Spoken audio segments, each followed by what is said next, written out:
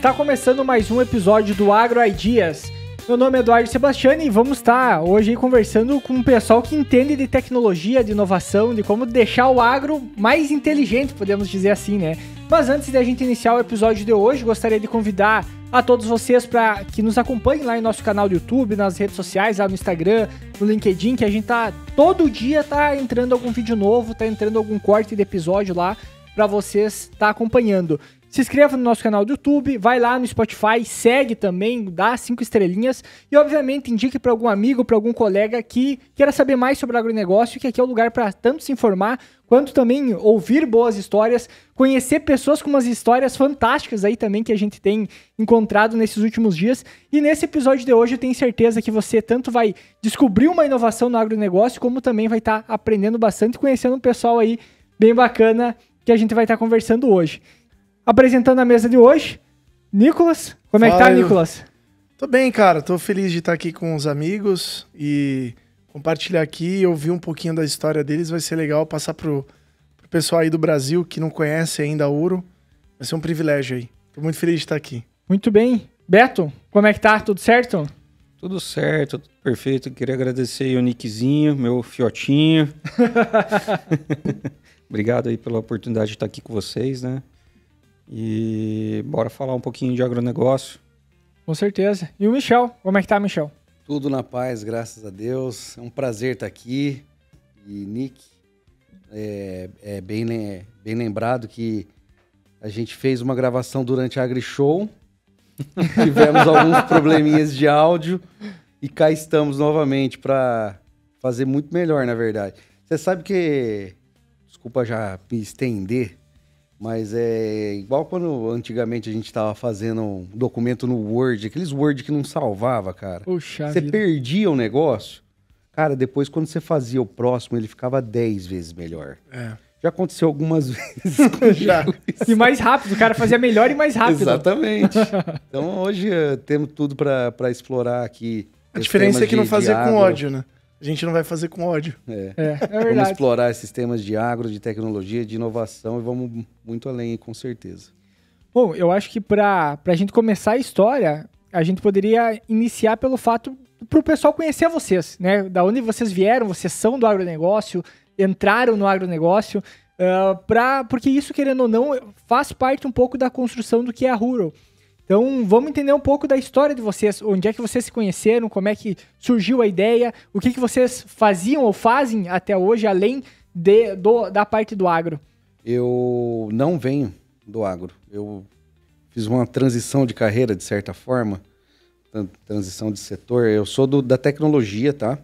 Sempre atuei com tecnologia desde cedo. Sou cofundador da GoFleet, né? Na época a gente chamou ela de GoSat, e aí, alguns anos atrás, por um realinhamento de marca, a gente fez um rebranding para GoFleet. Então, o GoFleet é uma referência nacional em tecnologia para gestão de frotas. Uma empresa que eu tive o prazer de começar ela em 2007.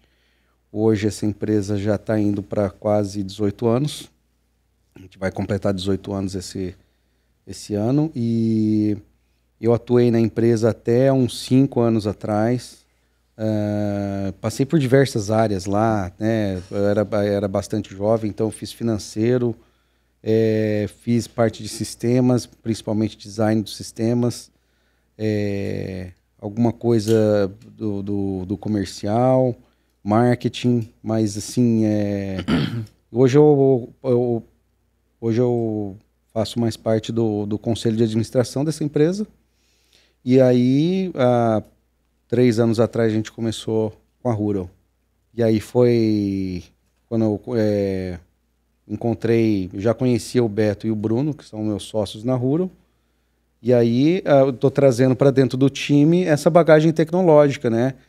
Porque lá no rastreamento a gente fala muito de IoT, a gente fala muito dessa conectividade, de computador de bordo, circuito, né? Chipset disso, chipset daquilo, acelerômetro, tem muito dessas coisas. Tem toda a user interface. Então, todo esse tipo de conteúdo eu estou conseguindo levar. Fora essa parte mais de empreitada, abrir empresa, organizar firma, essas coisas. Cara, isso aí é bacana, é uma bagagem também que eu acabei trazendo, né? Agora, quando alguém fala firma, eu lembro daquilo que tu falou aquele dia, naquele episódio. Mas a Que é basicamente assim, eu não uso a expressão firma mais, porque é um termo muito pejorativo, tal. O pessoal fala, vou lá na firma. É mesmo? Tal. Sim. Eu teve um dia que É tão natural pra mim, cara, ouvir meu pai falar firma a vida inteira, velho. Pra mim também. Sim. Pra mim também é muito Juro. natural. Sim, e esse é o motivo mental da qual a gente tem que trabalhar.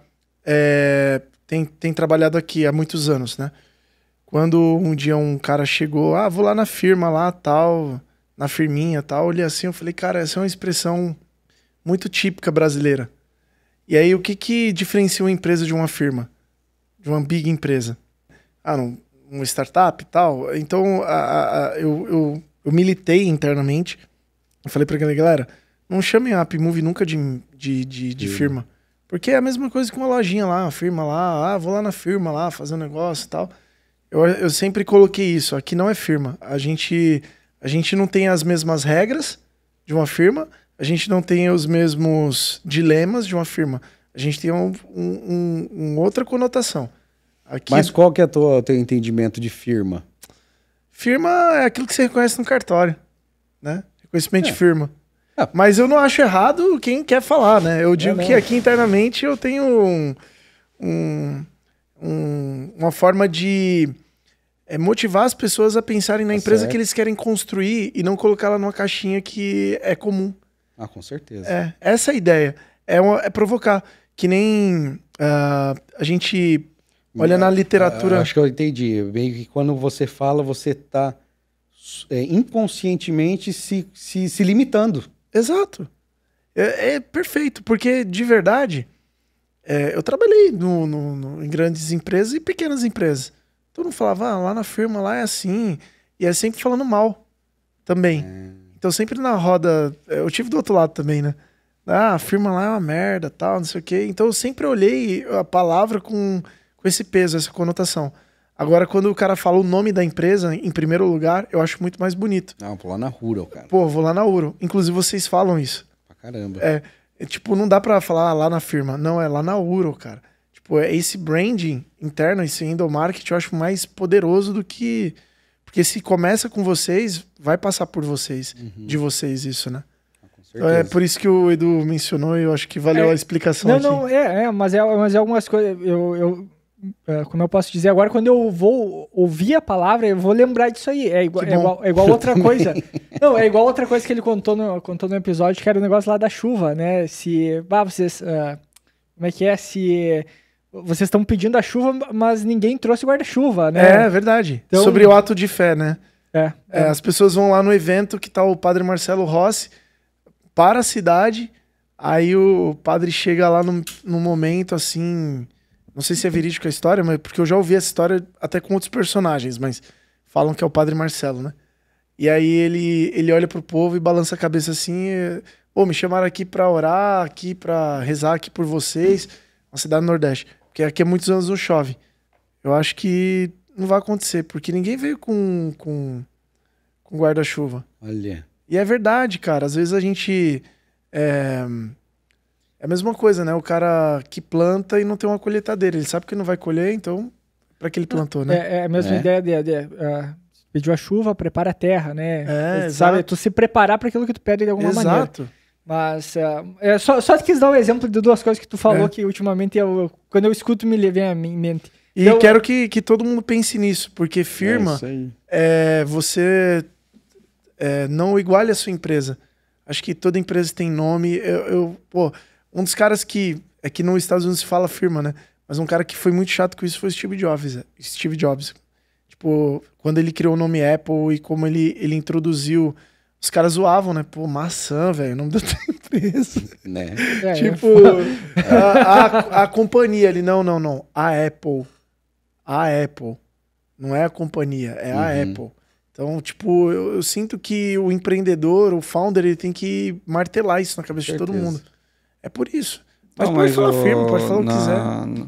Pera aí, vamos às introduções agora, então. Aí agora o Beto, a gente deu uma a gente vê que pulou o assunto inteiro em cima. Só rapidinho, falando a minha opinião de firma.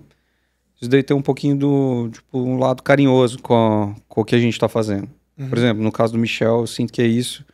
Ô, tô aqui na firma, tá vindo? Tipo, não é sim, claro. querendo dizer firma. Firma é um jeitinho carinhoso que ele tá chamando Sim. a empresa. Mas, no geral, a gente chama de Rural, mas quando eu falo assim, ó, tá aí na firma, mas tipo, mais é uma... A gente pode substituir agora por... Tá aí no escritório. eu acho que... Eu vou estar lá ouvindo, eu vou falar, opa. Não sei. Ó, zoeira à parte, eu acho que cada Ou ouvinte... não, cada HQ agora, headquarters só. Nossa, Pega essa, filho. tem que estar uma palavrinha em inglês, né? Pra dar um pump. É porque assim, eu acho que todo dono de empresa merece os méritos e as críticas em cima da empresa dele. E quando ele dá um nome para a empresa, cara, é a coisa mais bonita, porque dá um trabalho. E é demorado, né, na verdade. Tem uns caras que põem o próprio nome, né? Tipo HP, Hewlett Packard, né? Tipo, o nome da empresa é o nome do cara, né? Tem várias empresas que tem o nome do cara, né? Tipo, mas tudo bem. Mas mesmo assim, cara, pô, acho bonito você chamar o nome da empresa, né?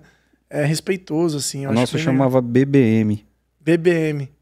Beto, Bruno Michel. Tá vendo? E é legal a sigla, eu acho legal. Mas demorou pra chegar nesse também? Não, nesse foi no primeiro dia. Esse foi um step. Tipo, depois a gente pensa nisso, velho. Vamos fazer. fazer. Não, e o legal é que, assim, esse nome é bom pra um fundo de investimento que vocês vão ter um dia. BBM Ventures, BBM Holding. É legal. Legal. Mas, Betão, comenta um pouquinho aí do seu... como é que... um pouquinho de você, da Ouro, como é que rolou esse negócio aí? Cara, em 2011, eu entrei no mercado de drones. Fui lá, vi numa revistinha, comprei um droninho e aí eu mergulhei no mundo dos drones, né? Fui lá, comprei que um drone. Que tipo de drone? Um dronezinho pra foto. Ah, sim. Tá, mas nem tinha gimbal ainda nessa época, daquele que você fazia, porque eu venho do aeromodelismo, então a gente já tem essa parte de montagem, saber regular, motorzinho, bateria. Aí comprei um droninho, fui lá tirar uma foto de um posto de gasolina. Cobrei quinhentão, falei, caraca, meu. O cara pagou. Bom, o cara pagou, aí eu tirei a foto de uma fabriquinha, mais quinhentão. Vou comprar uma câmera profissional agora, né? Porque é bom negócio, né? 2 fotos isso, tiradas. Tu tinha quantos anos com isso? Anos, 2011, tenho 37 hoje. Sei lá, quanto que dá. Não, você nasceu em 88. 88. Você tinha 23, mano. 23 anos. Não, eu falei, hoje eu tenho 37. Não. Você tava fazendo a conta mais difícil. Você tá com 37? 37. De idade, de corpo um pouquinho mais. E aí, pô, você comprou o drone pra fazer... filmagem, né? Aí eu fui lá pra São Paulo, aí eu conheci um cara, aí eu ajudei ele a fazer uns negócios, ele falou, sabe voar? Eu falei, droninho, voa era modelo, né? Droninho é mais fácil, tem GPS, fica voando sozinho, tipo, você tira o dedo, ele fica lá. Ele, decola aí, eu decolei. Ele falou, você pilota bem, vamos fazer um filme comigo, um filme publicitário, né? Falei, vamos. Cheguei lá, né? Daí eu, acostumado a trabalhar antes disso, daí eu trabalhava no mercado financeiro, meti uma calça jeans, cintinho por dentro, sapato, camisa, cheguei num set de filmagem. Tinha mais de 400 figurantes no negócio, aquela zona, um negócio que eu não conseguia entender o que estava acontecendo. Uma mulher andando com aguinha de coco, café atrás de mim. Eu falei, eu chamava Guilherme, o cara. Eu falei, Gui, que massa esse negócio aqui. E aí eu, não tava no mood de um cara de filmagem, tava no mood do cara da... Faria Lima. Faria Limer, sei lá, um cara... Legal. Faria Limer não, né, Tava lá no mood de um cara mais sério, assim, que não é o estilo dos caras, e aí o pessoal achava que era o... cara da firma. O cara da firma. Tava vestido estilo o cara que vai pra firma, e aí os caras... Aí eu comecei, foi mais engraçado, isso aí marcou esse dia, que eu não tava totalmente fora do mood de um filmmaker, um cara que mexe com câmera, enfim, e aí eu comecei a partir desse dia, aí mudei pra São Paulo, abri empresa lá, aí eu tava lendo uma revista estrangeira, eu tava vendo lá, drones, óleo e gás, não sei quantos milhão, agricultura, não sei quantos milhão, um monte de coisa, lá por último, cinematografia. Eu falei, nossa, tô fazendo o que ganha menos, né? O menor mercado, tô mexendo. Aí foi quando eu falei, eu vou mexer com a agricultura, que era o que estava mais próximo à engenharia. Aí eu convidei o Bruno, que é o nosso outro sócio. Falei, vamos fazer aqui, né, um drone para controle biológico, que é um negócio que a gente viu numa feira também, lá de Londrina. Aí, nessa época, a gente já tinha trazido o primeiro drone de pulverização. Aí ele começamos a trabalhar com isso, foi em 2017. E aí, de lá para cá, a gente veio desenvolvendo várias soluções para a parte de drones. Criamos uma expertise muito grande, fomos os primeiros, junto com o Neto da Drone Store, que ele foi sócio durante um período da OneSolve, né, na época que a gente criou ela. Que ano você criou a OneSolve? A OneSolve foi em 2017, antes chamava Clique Aéreo. Clique Aéreo. Pô, Clique Aéreo ficou famoso pra caramba, hein, Beto? Ficou? Tem até hoje umas imagens na internet lá, Ficou. Clique Aéreo. Que legal esse nome também. E aí, e por que o OneSolve? OneSolve, uma solução para qualquer coisa. Que era um nome genérico. Falei, vai que eu quero fazer outra coisa. Pô, já não é uma firma só, né? Não, daí era OneSolve Cinematografia, agora é OneSolve Tecnologia. E aí a gente tem, né, hoje a gente atende os maiores players de cinematografia, Netflix, Amazon, HBO, Globo, trabalhamos com broadcast, quem assiste futebol acompanha o Campeonato Paulista, o brasileiro, aquela câmera que fica no juiz, né, a Bodycam, tecnologia nossa, aquele carrinho que fica andando na beira do campo com uma câmera lá no Campeonato Paulista, um adesivo do Sicredi é nosso. Então a gente os caras estavam voando até um drone daqueles racing lá na... a gente fez outro dia, né, os drones de corrida. Hein? E aí veio evoluindo, né? Então a gente sempre tá na tecnologia na melhor... E hoje você é o cara exclusivo nesse negócio aí, esportivo também. No carrinho é a única empresa aqui no Brasil que faz. Que está atuando. No mercado de drones a gente tem bem poucas pessoas, né? Eu ia falar, sei lá, tem 2, 3 empresas que conseguem atender no nível que a gente atende hoje. Então são... Dá um briefing aí. Por exemplo, a gente não tá falando de um drone, um DJIzinho pequenininho. Não, a gente tem drone com a câmera ultrapassa valores aí na casa dos... Quantos dígitos? Tem 1 milhão mesmo? 6 lesionados, 6 dígitos. É o fuso horário da China ainda, cara, né? É verdade, velho. Eu não tô 7, conseguindo... né? 7 casas, né? Mas depois do 1 é 6. Depois do 1 são 6, isso aí. Whatever, dá no mesmo. Vamos colocar. O passa drone, de uma milha. Beto, o drone vale tipo 300 pau e daí tem as câmeras que, a câmera não tem lente, não tem limite, drone né, vale um pouquinho mais caro, né? Um drone que sobe isso aí, vamos falar, um drone de Deus 400 céu, mil reais. Um drone desse cara. E aí vamos falar, quando você pega a câmera, uma câmera de 70, de 80 mil dólares, com uma lente de 50 mil dólares, com um comando de foco de 15 mil dólares. Então, assim, é muito caro. É um nível bem profissional de filmagem. E aí você tem um monte desses aí? Não, um monte não, né? Esse é um drone muito específico, né? São uns 20. A gente temos 2 drones que conseguem carregar essas câmeras caras. E a maioria dos trabalhos hoje, né? A DJI evolui muitas câmeras, ela adquiriu a Hasselblad. Então, hoje a gente tem o último modelo que é o que mais usa lá, que chama DJI Inspire 3. Mesmo assim, é um drone aí que você vai gastar uns 35 mil dólares para poder ter um kit completo para filmagem. Então, não é tão barato também. Sim. Até tem... E tu já derrubou com um drone desses? Porque tem uns memes na internet, o pessoal fala que é assim... A única certeza do drone é que ele vai cair, né? Então, eu vou te falar. É só o Beto viajar que os drones começam a cair. Quando não tá na empresa, dá problema. Não, eu vou falar pra vocês. Verdade, Estamos nos Estados Unidos. Liga um cara e fala pro Beto. Eu só olhando assim. Aconteceu 2 vezes isso já. A gente fez, 2 viagens internacionais junto. Das 2 vezes caiu, o drone. Não, mas aí... Não foi isso, Beto? Foi. Mas aí eu vou falar pra vocês. Existe a diferença de derrubar o drone e do drone cair. Então essa é a maior diferença. Por exemplo, todas as vezes que deu algum problema lá com esses drones de última geração, é que o drone deu problema. Por quê? O piloto do drone é como se fosse um piloto de um avião de verdade. Quando ele está pilotando, ele é o cara que tem um comando total do negócio.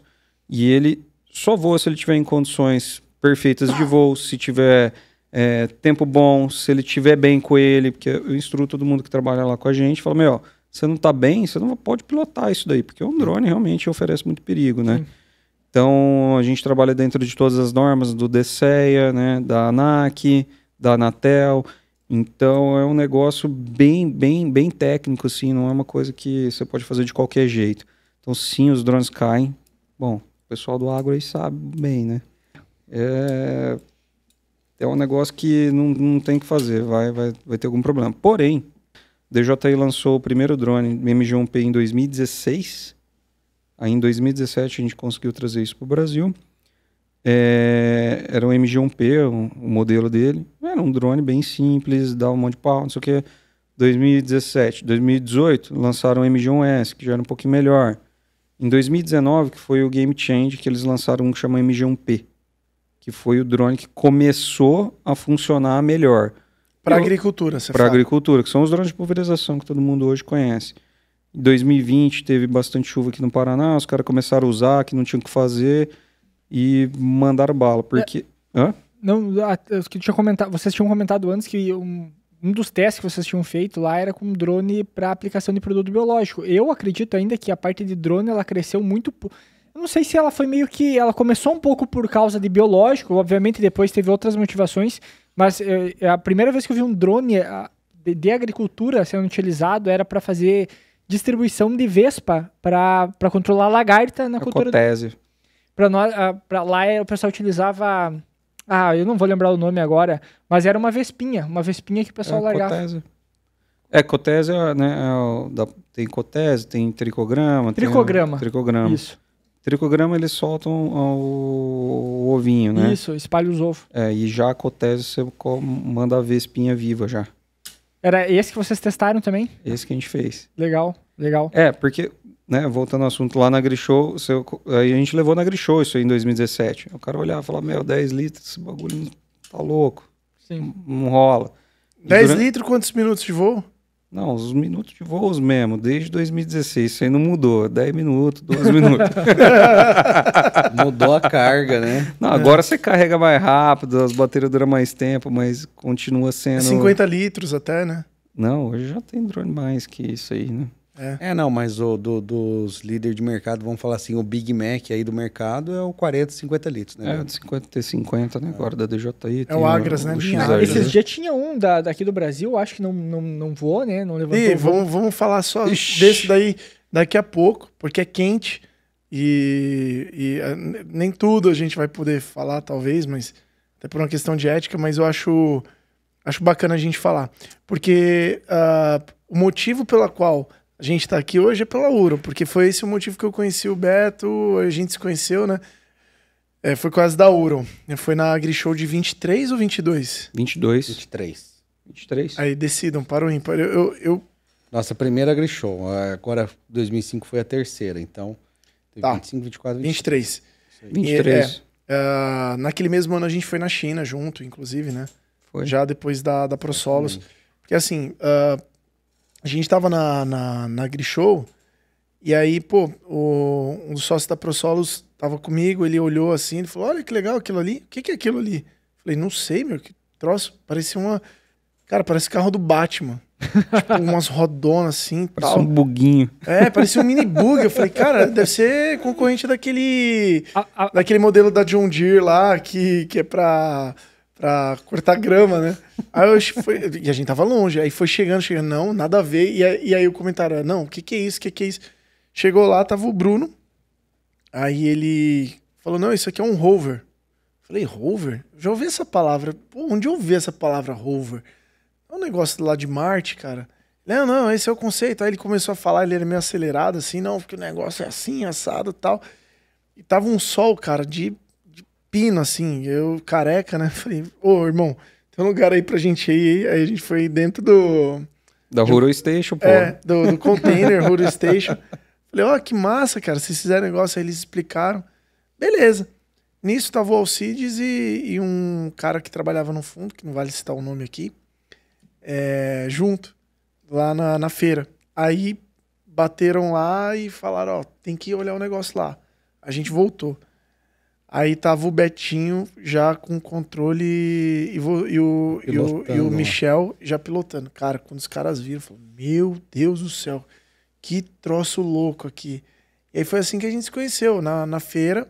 Mas aí eu acho que tem um caminho bem legal, assim, pra você comentar. Como é que você chegou nesse produto, né? Eu diria assim, ó, talvez a pergunta que é uma ponte entre uma coisa e a outra é por que vocês já está dentro do mercado, né, de drone, teoricamente, vocês juntaram tecnologia, mas vocês foram para um terrestre, vamos dizer assim, né? Sim.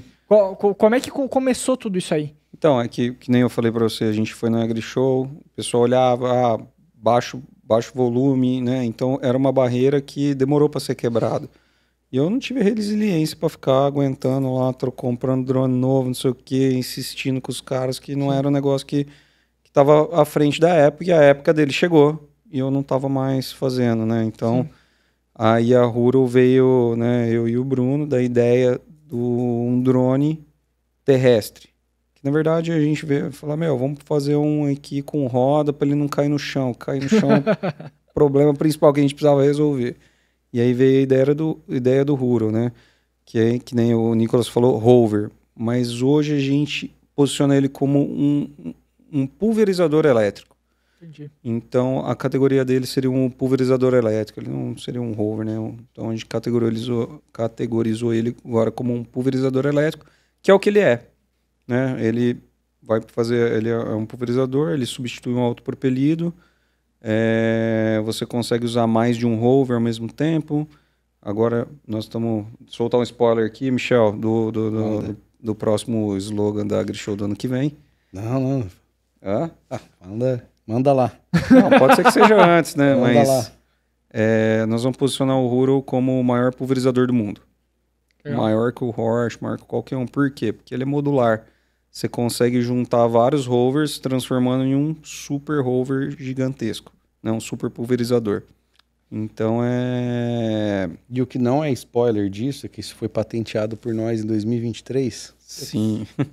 É uma coisa que a gente conseguiu... Que foi a ideia inicial. Quando a gente olhou e falou, Aí que veio, né? Em 2023 lá, o cara, mas esse rover é baixinho. Que era rover, né? Esse rover, cadê a barra dele? A gente levou ele com os atomizadores rotativos, que é uma tecnologia muito boa também, porém as pessoas têm pouco domínio dela. Então, fomos pegando esses feedbacks aí, transformamos esse rover em um pulverizador. Que, precisa ter vão livre. Beleza, tacamos vão livre. Precisava ter a roda mais fininha. Pô, cadê a barra? Porque se os caras não vê o bico de pulverização, eles não entendem que é uma barra. Sim. Então, era bico rotativo, né? Eram os atomizadores. E aí, precisamos colocar isso daí numa marca muito boa. Então, a gente escolheu a Arag como parceiro para poder usar todo o sistema deles. Então, o sistema de pulverização do Huro é da Arag inteiro, com tudo que tem direito, melhor fluxômetro, melhor tudo. Então, tecnologia de ponta já existente, que os clientes já vê isso no pulverizador deles, e aí começaram a enxergar o Huro como pulverizador. Então essa foi a história aí de onde a gente conseguiu traduzir, né? Drones, muitos problemas, caía, muita manutenção, bateria... É um equipamento delicado, né, Beto? Difícil de carregar. Não estou falando que ele não é uma tecnologia ruim, porque não é. É uma tecnologia muito boa e é uma tecnologia que vai complementar o Huro no futuro. Porém, para muitas situações é melhor você usar o Huro.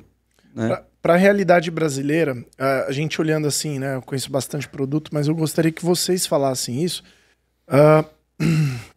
São 3 anos que a gente conhece o produto, né? A gente acompanha o desenvolvimento da Huro como startup. É uma empresa que que passou por uma rodada de investimento, então ali, a partir daquela feira, a ProSolos foi uma das empresas que apostou, além, óbvio, dos founders que investiram a bala na Huro. Mas mesmo, e aí, colocando em miúdos aqui, uma coisa que sempre me impressionou na Huro foi que ela nunca se comportou como uma firma das startups. Que é é uma das coisas que mais me deixa enojado, desgostoso com o mercado de startup. Não tem nada a ver com o agro, porque o agro tem pouquíssimas startups se a gente for olhar no contexto geral de startups, né? O que eu acho que é ruim no mercado de startups? E infelizmente tem isso no agro. Os caras vão lá, apresentam um PowerPoint muito bonito, falam para uma mesa de investidores que são do mercado financeiro, mas não são do agro, e o pessoal do mercado financeiro, por não ser do agro, mas óbvio, eu estou resumindo muito aqui, óbvio que eles têm os advisors do agro, que eles olham aquilo lá, veem um negócio para eles, mas eles vendem uma realidade e não entregam. Quantas startups do agro a gente viu pegar 1, 2, 3, 5, 10, 20, 30, 40, 100 milhões? Eu não estou exagerando. Se você digitar aí no Google, aí da sua casa e for ver, aí, pô, o que eu quero dizer com isso? E por que eu tenho essa ojeriza desse tipo de empresa? Porque a empresa fica queimando caixa durante 10 anos, 15 anos, 5 anos, exagerei, 15 anos já tem que ir pra bica mesmo, né? Fica 5 anos até queimando caixa e gastando dinheiro dos outros, pô.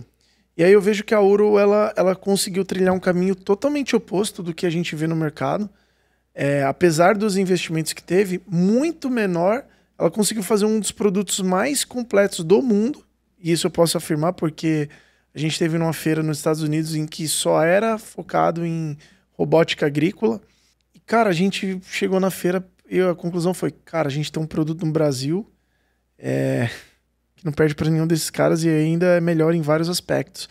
E de autonomia e tal. Explica como é que você chegou nessa maturidade de empresa, nessa maturidade de produto, como é que vocês chegaram na construção dessa nova versão? De novo, a empresa tem 3, 4 anos aí, já vendeu algumas unidades, tá em pleno vapor aí para vender, para quem quiser comprar, inclusive. Explica o que esse rover é capaz de fazer. Ele voa, não voa, ele pulveriza no chão. Porque essa experiência do drone foi legal você comentar, mas eu acho que seria importante falar do business, assim. Fala um pouquinho pro produtor rural que está nos ouvindo, o porquê ele deveria confiar em você para pôr um rover desse lá na fazenda dele. E ouvindo, então, às vezes até descrever alguns detalhes de como é que é a estrutura dele, porque, obviamente, depois fica o convite já pro pessoal seguir as redes sociais da Rural, ver também lá o site deles. E, obviamente, vai ter cortes também, possivelmente, no Instagram lá do AgroIdeas com imagens do rover rodando. Mas explica aí pro pessoal. Bom, cara, eu posso começar, Beto? Pode. Acho que o Nick falou um pouco. Cara, a roça não é mole não, meu. A roça é pauleira. É sol quente o dia inteiro. As situações não são fáceis. Enfim... A gente fez um equipamento moldado para esse tipo de situação, para esse tipo de realidade. Ele não é delicado. Ele é completamente bruto. Ele é grosseiro. Ele aguenta bicudada. Ele aguenta... É uma máquina agrícola, cara. Uma máquina agrícola por completo. Deixa eu só fazer reforçar o que tu tá falando, que lá na AgriShow a gente viu ele... literalmente ele tava subindo escada, né? No stand. Aí. E eu até tinha comentado no episódio anterior que a gente havia gravado lá, que se largar ele naquelas pistas que eles ficam fazendo test drive de caminhonete e coisa, ele vai rodar também, né? Então, ele realmente é impressionante como ele tem estabilidade, digamos assim, para rodar num terreno forte, desproporcional, né? Só não vamos fazer com ele o teste da Ranger Raptor, velho. Nas dunas. É verdade. Não. É verdade, o cara pulou esses dias. O cara foi sem dó mesmo. Foi. Não, deu PT no carro. O cara quase deu PT nele. Usou em cima do bug, tá ligado? Mas tirando aqui a parte da robustez, que é óbvio que meio que tem que ser uma coisa... Tudo que envolve agro tem que ser robusto, né? Mas olhando... qual o diferencial de um rover, de um drone e de um autopropelido, por exemplo? Hoje, para quem está nos ouvindo. Isso aí. Então, aí a nossa pegada principal no desenvolvimento foi desenvolver um produto que causasse um impacto na eficiência energética, né? Quando a gente fala em eficiência energética, a gente está falando diretamente de eficiência de custos. Então, toda operação com uma máquina, ela vai ter um TCO no final das contas, que é um Total Cost of Operation, ou custo total da operação. Então, do início da vida útil do equipamento ao fim da vida útil do equipamento, quanto que tudo isso custou, as manutenções, os impostos que você teve que pagar. No carro a gente fala muito de PVA, de licenciamento, de seguro. Enfim, no maquinário agrícola não é muito diferente. E a gente colocando esse escopo de custos no papel, cara, a gente fez uma máquina extremamente eficiente. E provavelmente um dos pontos que mais deixa ela eficiente é o peso dela e a mobilidade elétrica dela. Quanto tempo de operação para fazer uma pulverização e quantos hectares ela faz? Hoje a máquina ela tem uma carga, uma bateria para 4 horas, tá? Ela vai pulverizar 11, 12 hectares por hora, a depender do relevo e tal. O tanque é para 200 litros, tá? Não, então sobra. É que assim, depende da taxa, né? Vamos falar. O Rural foi concebido para usar baixa vazão, que estamos carregando menos peso. Hoje, a gente tem tecnologia para conseguir fazer 10 litros por hectare, 30 litros ou 150 litros.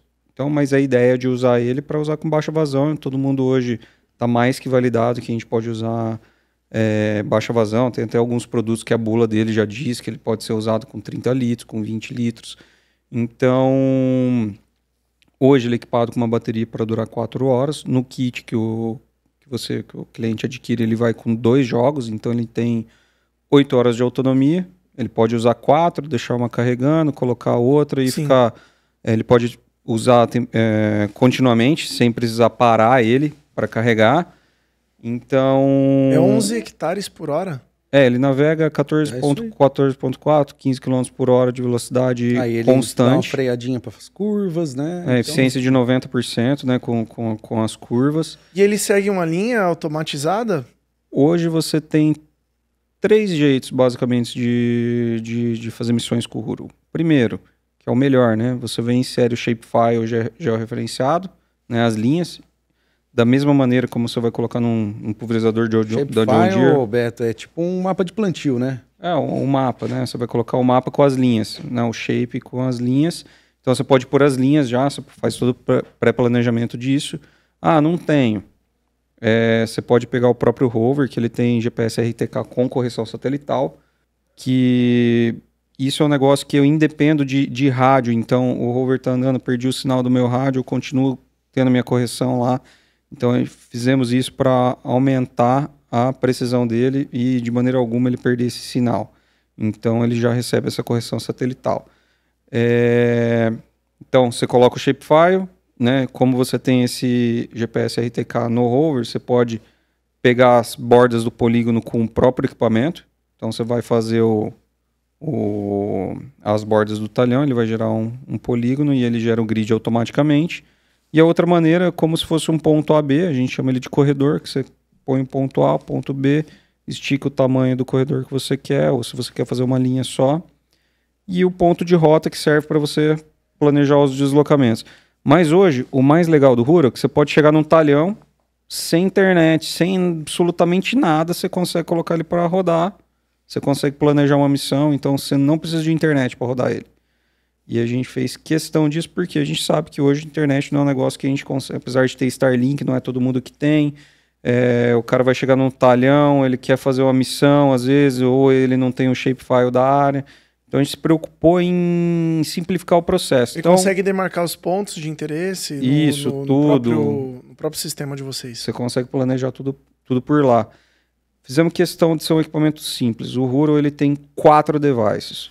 O Rural, que é o pulverizador, a bateria, o carregador e a ground station, que a gente chama o controle remoto dele. Então ele tem 4 coisas. Ele não tem. Com isso, você tiver em qualquer lugar, você vai operar o Rural. Pergunta operacional. Quanto tempo leva para carregar a bateria de um Rural hoje? Então, aí hoje ela demora 90 minutos, de 0 a 100%. Meu, animal.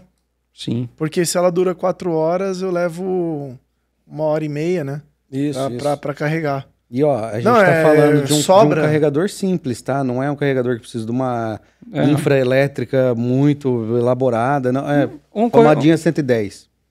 Se você levar um mini gerador, vamos pensar a realidade hoje de campo, vai.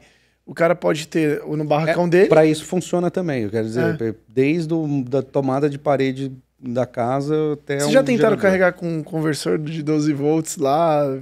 Inversor? Não, você consegue. Aí você vai mandar uma corrente mais baixa. Com menos amperagem. Você vai conseguir carregar, mas vai demorar mais, né? Então eu tô falando de... o carro fica ligado, mas pensando assim na operação hoje de drone, cara... Mas você não concorda que vale a pena dá muito trabalho o drone, o cara ter mais Cara, baterias e não precisar carregar no campo? Mas, ó, hoje, inclusive, fui surpreendido de manhã cedo, né? De repente tava subindo as escadas ali, olhei pra fora, um rover andando ali fora, né? Falei, ué, o que tá acontecendo? Verdade. Aí, depois eu tava...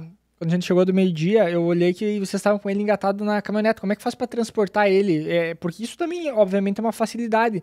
Pra deslocar aos locais na lavoura, que é um desafio hoje também, porque tanto para fazer o abastecimento, pelo fato que ele não demanda tanto, e pelo fato de transportar ele, porque ele deve ser um equipamento leve para poder transportar ele. Isso. Você viu hoje lá, 5 minutos, a gente colocou ele na carreta e se deslocou. Fácil demais, né? Hoje a carreta do Rural pesa 200 quilos, o Rural pesa 500 quilos, então a gente ficou abaixo de 750 quilos, que a maioria dos engates de um carro simples aguenta. Então a gente fez questão de ser mais leve do que isso, né, para qualquer pessoa com um carro não muito potente conseguir trafegar com ele. Então o equipamento ficou bem fácil, bem rápido de você colocar na carretinha, sair para lá, sair para cá.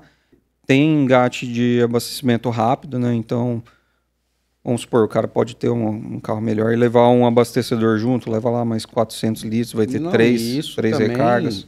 Impacta no escopo de custos que eu estava te falando, dessa eficiência de custos dele. Porque enquanto com um autopropelido você precisa contratar um batedor e toda uma infra rodoviária para fazer um transporte... não contrata. Teoricamente. Não, mas também tem a característica, depende da fazenda. Então, por exemplo, fazenda que é cortada por uma estrada, meu irmão, não tem beleza, jeito, né? O cara vai atravessar. Agora, Mas muitas vezes, pelo menos aqui no Paraná, a gente tem N exemplos de fazendeiros que tem a terra dele aqui, ele tem um arrendamento ali, sim, e outro colar, e enfim, ele precisa... E prestadores de serviço também. Sim, também. E ele precisa fazer esse deslocamento. Cara. E aí, lógico, se ele tem uma carretinha que em 5 minutos ele vai colocar ali, vai tá agilizando a vida dele, porra. E em comparação com o drone, né? Que eu acho que é legal para o pessoal que está em casa, a defesa que a gente faz, né? Por que as pessoas estão usando tanto drone? Esquece o rover agora. Por que as pessoas estão usando tanto drone? A gente estava até falando antes aqui do episódio começar. O drone proporcionou pessoas que não são do agro a entrarem no agro. O cara não ia comprar um autopropelido. O cara não ia comprar um pulverizador de arrasto. Então, o drone começou a se popularizar, as pessoas viram que é possível e criou uma nova categoria de trabalho, porque hoje a gente vê que a maioria dos drones são vendidos para prestadores de serviço. Então tem muito prestador de serviço. Mas qual a vantagem que eles vendem, assim? Você que acompanhou muito esse mercado de drone, qual a vantagem real? A maior vantagem do drone, você quer que eu te falo? Zero amassamento. Zero amassamento. Só que o Rural, se você Não é para falar do Rural ainda. Não? Não. Tá. Vamos pensar, porque é isso zero que eu quero fazer. Zero amassamento, elétrico. Só que a gente fala, o drone é elétrico. Só que você fica 12 horas com o gerador ligado na tua orelha. Ele é elétrico, mas... E quanto tempo demora para carregar a bateria de um drone? Rapidão, tipo 20 minutos. 20 minutos, mas quanto dura? 10 minutos. Rapidão então, também. Eu vou te falar, se você fizer um drone de 100 litros... É massivo o trabalho. 10, 12 minutos. Se fizer um de 500, também, mesmo peso. Hoje o drone ele tá no limite entre a potência, o peso. Se aumentou o peso, se aumentou a bateria. É muito difícil jogar essa autonomia para cima. Porque ele precisa voar. Tá, mas uma pergunta... Se eu tenho uma pergunta mais leiga, digamos assim, né? Se eu tenho um drone que hoje ele aguenta mais carga do que aguentava antigamente e o tempo segue igual, eu só não consigo... Teoricamente, a bateria aumentou a potência dela ou não mudou nada na bateria? Não, a bateria aumenta.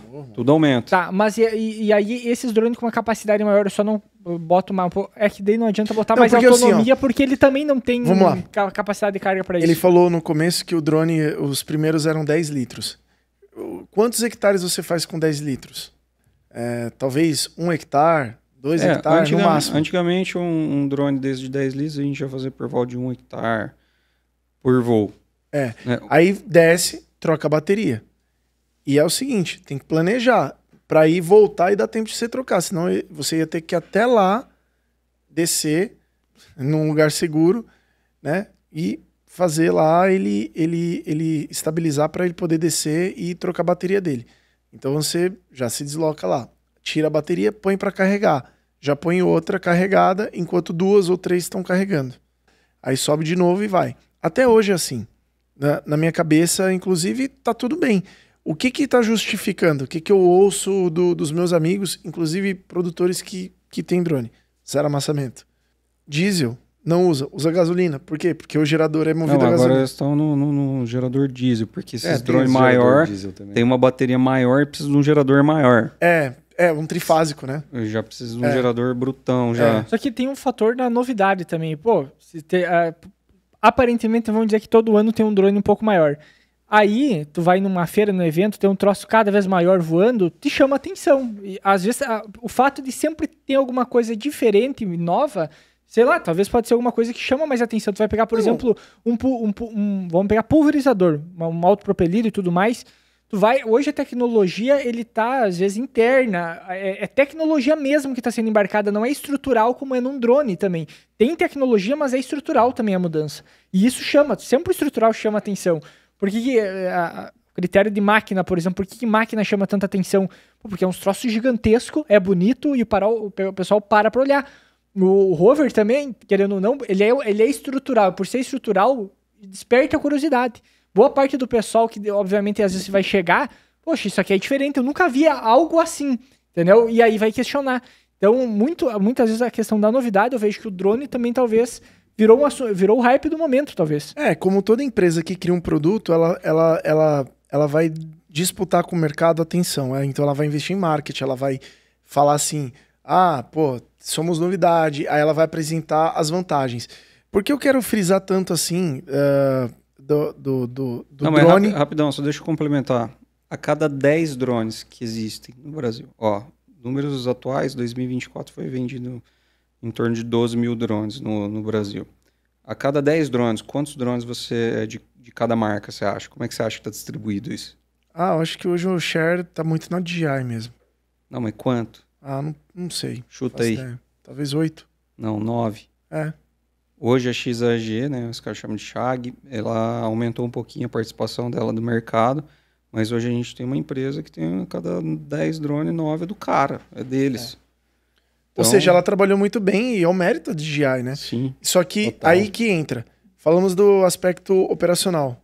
Aí tem um aspecto que aí eu não quero entrar aqui falando que é essa empresa ou outra. Mas o drone, ele tem obstáculo, ele cai, ele pode bater, tem um risco enorme ali. E cai, né? A gente tem vários relatos. E aí não dá pra... eu não sei te falar aqui se é por erro do piloto ou se é por falha do equipamento. Mas cai. E quando cai, meu amigo... Posso te falar? Um dos grandes motivos de um drone cair...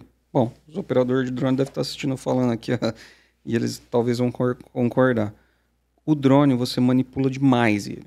Eu vou fazer 20, 30 trocas de bateria. Eu vou tirar e colocar ele da carretinha um monte de vezes. Eu vou transportar ele, eu vou amarrar a hélice, eu vou andar numa estrada de chão. Então, muitas das falhas que tem no equipamento, às vezes não são do operador, mas sim pelo manuseio. Esse argumento já me ganhou. Já. Então, assim, não vou falar assim, muitos operadores vão fazer merda. Quando eles estão aprendendo, ele vai ter uma curva de aprendizado. E aí vai chegar uma hora que ele não vai fazer os erros básicos. Porém, fica na conta do equipamento. Porque o drone, ele... é gigante esse negócio. Vocês já viram isso? Quando você decola, é poeira pra caramba no drone, é o produto que entra, é às vezes um ESC que ficou ali, entrou sujeira, sobreaquecimento. Então, esse é um dos grandes motivos que... Isso é uma opinião minha, tá? Experiência, né? Com base no que eu vi. Então, muitas das quedas do drone, não é porque o drone é ruim, não é porque o operador é ruim, é porque ele realmente, o equipamento tem um alto desgaste. E aí que entra agora a Uro. Aí você tava lá, em 2016, 2017, já na feira, apostando no drone. Quando foi que você abandonou a ideia do drone para entrar no rover? Cara... E por que o Rover? Ninguém quis, na verdade. Pouca gente quis. O pessoal achava caro, né? Sei lá, vamos... Para comprar era difícil, né? Ninguém estava muito interessado em comprar e para prestar serviço. Você chegava pro cara e falava assim, quer pulverizar aí R$150 o hectare? Não, tá louco, muito caro. Óbvio que é um bom negócio. Pro cara contratar o serviço não é um mau negócio. Se você for computar todas essas sacas que você vai deixar de amassar...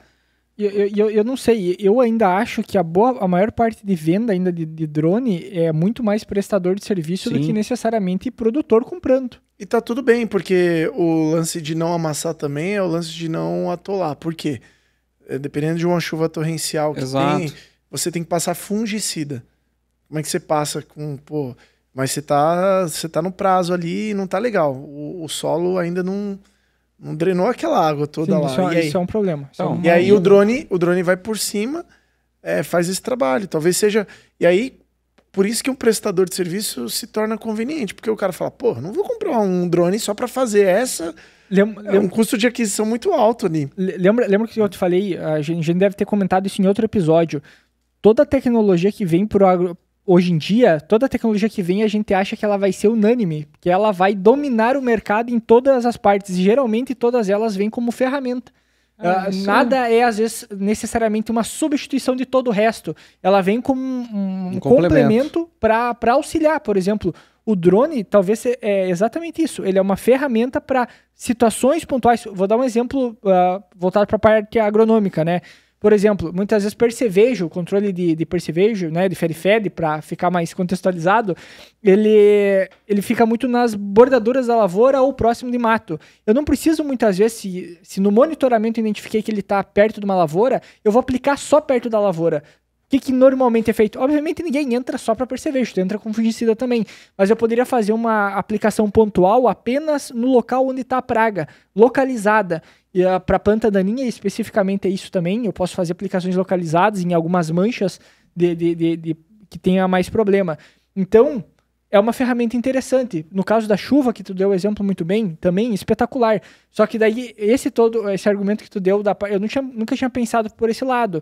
É a mesma coisa como se fosse o nosso estúdio itinerante, né? Tu carregar a câmera, microfone e tudo mais de um lugar pro outro, cara, em algum momento pode ser que dê algum problema. E o drone é exatamente isso. Tu tem uma dificuldade para transportar. Mesmo o cara cuidadoso, o cara que faz manutenção ainda tá sujeito a dar pane. Porque tu tem que estar muita manipulação, toda hora. Troca a bateria, tira a bateria, põe no carro, carrega, chacoalha para lá, chacoalha para cá. Às vezes, o cara deu uma triscadinha na hélice. Sim. Não viu, né? Porque é muita coisa ali pro cara fazer sozinho. Sim. E tem uma outra coisa também. Os drones ficaram maiores, ficaram mais pesados. Então, pro cara manusear isso também já não é fácil. Se cai o tombo é maior também, né? Não. Para erguer na mão mesmo um drone já em uma pessoa já começou a ficar difícil. E aí, quando você fala de rendimento, hoje um drone de 40 litros, mas muito bem, um cara bom mesmo, terreninho bom, 3 hectares vai conseguir fazer uma vazão de 10. Então, ele não usa a cauda, porque a bateria não tem tanta autonomia. Tipo, exato. Não chegaram ainda nessa... Eu vou te dar um outro exemplo. Deixa eu só aproveitar no que ele colocou aqui. Aí entra agora a gente começa a rebater a forma que vocês construíram o Uro resolve todos esses gaps que eu vejo no drone. Porque, de fato, 4 horas de bateria. São mais de 30 vezes de operação de um drone. De um drone, É 30 vezes mais. Entendeu? Que é de 8 a 12.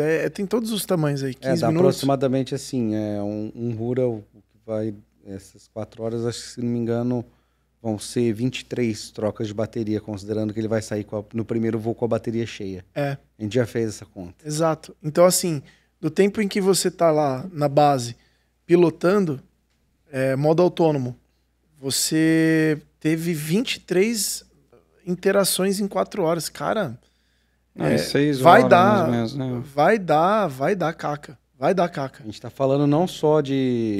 Tô falando no básico ali. E cauda, toda hora você vai ter que ficar... Manipulação de cauda, cara. Aí beleza, o melhor modelo hoje, o mais potente é 50 litros. Não, Acho desde que outras tem até de 100 lançaram litros uns aí, novos, mas né? não é Acho que DJI, né? Não tá específico. DJI acho tem que é maior. os 50, o oficial Tá. é os 50. Legal, 50 é 4 vezes mais cauda. Cara, manusear a cauda não é um negócio tão trivial, né? Não. E aí, tipo, o carregamento desses aí, pra carregar rápido, é o que o Beto falou. O ultra gerador caro, tal, põe na conta o gerador. Põe na conta o gerador aí, meu. Pô, baita custo, né? E o tempo, né? Aí o Uro, por exemplo, você falou, um gerador simples toca. Em 1 hora ele carrega. Mas ideal, se o cara for com 3 jogos de bateria, tem 12 horas pra andar. Tem 100%, 12 horas, então. Às E vezes a bateria compensa pesa isso. muito? Não, pesa 10 quilos, cada 20 quilos. Cada jogo a gente tá falando num par de baterias, né?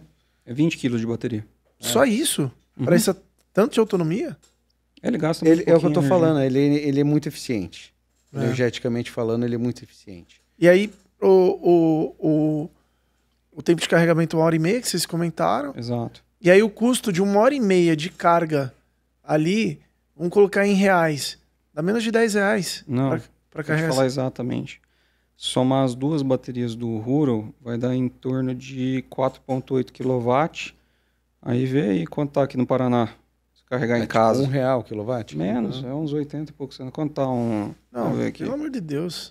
Cincão, menos de R$5 você Cara, o preço do recarrega. diesel que tá hoje, meu Deus do céu. Cara. Então Então, assim, pro cara que quer parar até de ir lá na cidade pra buscar diesel. Você vai economizar a logística do diesel, porque você tem hoje, né, energia na rede elétrica e você pode gerar sua própria energia com placa solar, né? Então, é um Vocês negócio- vendem, né, um sistema uma estação de recarga também. com energia solar. Com energia solar. Então o cara Isso aí. compra o rover, já leva um sistema, como é que fala?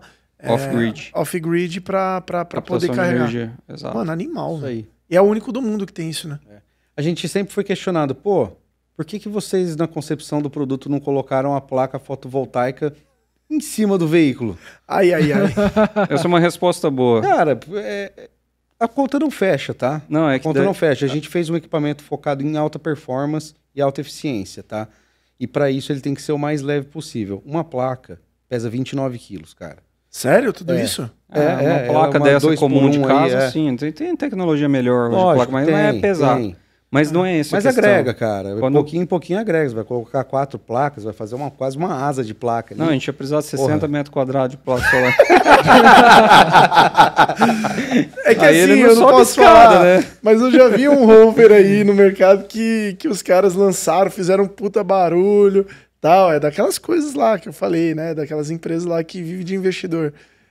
Os caras me colocaram lá a placa solar em cima. E aí, em que pese aqui, minha crítica, é um direito que eu tenho, né? Já que tu sempre critica, Não, sempre não. Eu acho frequentemente. que... Não, pior que não. Mas assim, é que são produtos que têm concepções um pouco diferentes, tá? Teve um essa semana aí que a gente também vai comentar. Eu adoro, eu acho que toda a indústria brasileira precisa se fortalecer. Acho que a isso gente aí. tem que ter um espírito de comunidade.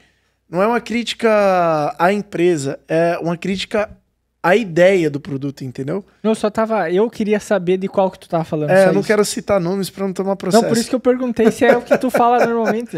Mas eu olhando, e também é feio falar mal de um pra elogiar outro logo em sequência, que, pô, em que pese aqui, a gente não tá falando de um concorrente direto do Uro.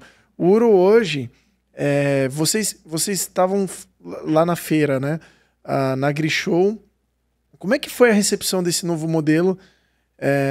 Zero diesel, 4 horas de autonomia, 200 litros de calda, 11 hectares por hora, né? Então a gente está falando de 44 hectares por bateria. Uhum. Meu irmão, Não, ó, vou te falar. Foi maravilhosa a AgriShow, né? Que foi a maior feira. Foi grandes clientes lá. Todo mundo olhou, todo mundo achou legal, mas os caras precisam ver isso acontecendo no campo. Então, o nosso trabalho a partir de agora, deixar até um ganchinho aqui, fazer um merchanzinho. Se alguém quiser ver isso aí... quanto paga Na para fazer prática- uma pulverização lá? Por hectare? Você não vai dar de graça, né? Depende, se for um clientão, gente boa. O cara aqui com 1.000 hectares vem aqui passar. Se for um clientão, gente boa. Não, na verdade a gente tem hoje um protocolo de demonstração, né? Então não é chegar lá, colocar o rover para andar na área do cara. Não adianta nada, o cara vai olhar e falar, beleza, legal, tal. Então a gente faz um protocolo, com isso a gente vai levar a nossa equipe de captação de dados de campo, a gente vai comparar com a tecnologia que o cara tem lá na área dele, que seja qualquer trator, se ele usa arrasto, autopropelido. Então vamos fazer a comparação e vamos apresentar um relatório para esse cliente dizendo, você usa isso, se você passar a usar isso, você vai economizar tanto. E aí é indiscutível que vale a pena usar um Huro, porque é o que a gente estava falando agora, a eficiência energética dele é a mais barata que existe para você passar uma pulverização no campo. Eu tenho uma dúvida que eu tenho já há dias, inclusive, desde a primeira vez que a gente conversou. Qual que é o... Talvez você não vai falar o preço, mas talvez para ter uma base... Ele é caro, ele é barato comparado com outras soluções que tem no mercado, ou o valor aproximado dele, alguma coisa assim. Cara, quantos milhões? É relativo, né, meu? É mais que 1 milhão? É menos que 1 milhão? É menos que 1 milhão. Menos que 1 milhão? Menos que 1 milhão. Então é mais barato que um autopropelido. Quanto tá não falo rover, mas quanto tá um drone hoje? Cara, tem drone de 150 mil, mas daí vem o drone, 3 bateriazinhas, não sei o que. Você precisa do carregador. Eu vi na feira um lançamento lá, o cara tava vendendo a 280 mil, um legal, e tinha um de 350. Um kit completo. Isso, um kit e tal. Aí mais carretinha e tal, tava dando quase a bagatela de 500 pila, né? Gerador. Você pegar aquelas carretinhas da X-Mobiles lá, não sei quanto custa, mas não se eu quero um drone, sei lá, de 30 litros, eu vou comprar, eu vou começar a prestar serviço, ou quero para minha propriedade, vou ter que comprar todos os equipamentos. O rover sai mais barato ou mais caro? Ele sai, vamos supor, um pelo outro, né? O rover sai talvez o mesmo preço ou um pouquinho mais caro. Tá, mas aí não é com o drone que a gente tem que se comparar, a gente tem que se comparar com o autopropelido. Entendi, sim. Que ele é mais para o autopropelido, né? Ele é mais para um pulverizador. O objetivo... Mas a diferença de preço não é o triplo, né? Não, a diferença... o rover não é tão mais caro. Não, você tem que pegar um pulverizador, sabe como é que você vai fazer a conta dele, se ele é mais barato ou mais caro que um pulverizador autopropelido? Você vai pegar um pulverizador autopropelido, que tem a tecnologia que tem embarcada no rover, vai dividir por metro de barra, que é o tamanho do metro da barra dele, de 30 metros, divide por metro. Não falamos quantos metros tem a barra, pô. Hoje a barra do Huro tem 8 metros. 8 metros. De comprimento. E aí você divide por metro de barra. Por metro de barra, o Huro é mais barato que um autopropelido. Então, caramba. Como a gente falou, o maior pulverizador do mundo, ele vai ser o maior pulverizador do mundo, mas ele sempre vai acompanhar o preço, vai acompanhar a eficiência energética e por metro de barra ele vai ser mais barato. Mas fala por que ele vai ser o maior pulverizador do mundo, pro povo que tá ouvindo aqui. Porque você pode pegar vários rovers e transformar em um super rover grandão. Enquanto um pulverizador tradicional você precisa de uma pessoa para estar pilotando ali na cabine, no Huro Rover, quem está pilotando ele é um programa de computador. Esse programa de computador... Ele é autônomo. Esse programa de computador pilota Você define o trecho e ele vai... Pilota 2, 3, 4 simultâneos. Entendeu? Lógico. Isso ainda não está pronto. Isso está em desenvolvimento. A gente quer... Foi um spoilerzão aí. Nossa, verdade. Se quiser, não, agora mas você sabe o mais legal disso daí? A segurança de que isso está patenteado por nós, tá? Legal. Não, então, isso aí é muito legal, porque esses spoiler é bom, que depois eu jogo essa bronca aí pro Bruno, que é o nosso gênio, né? Ele é o gênio da empresa. Falou, Bruno, deixa eu te falar, eu vendi com o maior pulverizador do mundo, agora você se vira. Eu sei que você sabe fazer. Uma baita sacada que vocês tiveram, né? Porque, veja... Hoje um operador precisa estar dentro do autopropelido, tal. Tem a sua questão, né? Ele tá vendo ali, né? Não, aí ele vai manobrando. Vamos falar sério. Mas hoje o operador do Huro, ele fica numa base, acompanhando em tempo real a operação, mas ele não tá ali guiando. Não. Então, até mesmo se vocês não fizerem, esse software ele já consegue comprar 2 e determinar áreas diferentes e já fazer, meu. Hoje ele pode pegar 2 controles e dar play. Ele já consegue. 3, 4. Porque pode ser até cada um em um talhão. Um operador, ele consegue controlar, digamos assim, ou tomar conta de quantos? Se for não fez esse teste aí, mano. Eu já brinquei com 2 ali, mas até 3 controles ali, um do lado do outro, o cara consegue manipular. Porque dá os alertinhos, né, meu? Você não precisa porque mexer. Depois que tiver, digamos, a parte... Essa outra parte mais bem desenvolvida começa a aumentar a liberdade, porque, cara, pra mim... Assim, se parar pra pensar, hoje, multitalhão ele já é. Sim. Porque aí você põe um em um talhão, outro em outro talhão e vai rodando. E o desafio tá em construir esse algoritmo, esse software ou essa IA. Vai rodar no mesmo talhão. Seja lá o que for, para rodar no mesmo talhão. Ele vai rodar em escadinha, ele vai rodar lado a lado, qual que vai ser a rota melhor para trazer mais eficiência? Vou dizer para vocês tudo a gente vai, pelo que eu conheço, tá desenvolvendo, entendeu? Pelo que vocês têm e pelo que eu conheço, bom, a gente aqui no Ideas Hub a gente já desenvolveu sistemas de navegação, tá? Até para nossa querida ProSolos aqui. Não tá longe não, cara. É mega de boa. Não é? A complexidade. Não tá não. Não, tá vai dar certo. E ainda mais com a capacidade, assim, não é querendo menosprezar o trabalho do engenheiro do Bruno, né? Mas pro Bruno ele vai fazer isso tranquilo. Tipo assim, Bruno e a equipe vai fazer. Dá pra ver a luz do fim desse túnel, né? Muito tá tranquilo. logo ali. Porque hoje você já tem a linha. É isso aí. Já pré-desenhada. Então vamos entrar num tecnês aqui. Em tese, você precisa de uma base de comunicação entre eles para definir a comunicação em real time. Por que isso? Porque aí você pode ter uma previsibilidade de operação. Só isso. Mas a linha, ela é uma linha lógica. Ele está sendo controlado por um GPS RTK. O GPS RTK tem um posicionamento. Se você fez o pré-mapeamento, você já define no trabalho quantos % cada um quer fazer. Então, você pode colocar só para fazer bordadura. Aí, a questão da comunicação é só para não se cruzar, bater. A gente vê isso em outras marcas. Para que não haja sobreposição. Exato. Para que não haja falhas. Exato. E aí, por isso tem que ter a comunicação, porque eu já envio que eu já passei. Mas se você já pré-definiu a linha, não vai existir sobreposição. Não. Porque é pré-programado. Então, em tese, vocês vão fazer alguma coisa no código ali que vocês vão splitar essa operação. A John Deere hoje, por exemplo, John Deere, Stara e outras empresas tem algo que é feito assim, mas é para evitar sobreposição. Por quê? Porque não é autônomo. Quem tem que passar lá? O operador. Então o operador tá vendo na telinha do GPS dele. Ih, tô passando no lugar que já passaram. Aí beleza. Vocês já têm a possibilidade de fazer, porque ele já é autônomo, né? Ele já não vai o operador dentro, né? Então, acho que, cara, sei lá, não sei como é que... Vocês pretendem levar isso na próxima feira, talvez? Já? Na Grishow? A gente pretende, sim. E tem outros desenvolvimentos para fazer no futuro aí, mas deixa isso para outros episódios aí também. Legal. Tem que ter conteúdo aí. A gente quer não vamos levar assim, certeza. Mas até... Vai, Bruno. Vai, Urso. Até pra gente contextualizar, assim, que... Por que a gente falou de drone e falou de pulverizador? Pulverizador menos porque é muito tradicional. Todo mundo conhece um pulverizador, né? Ou já viu um na vida. Principalmente nas estradas que a gente vê andando. Drone é o assunto do momento. Só que, então, a gente precisa ter um parâmetro.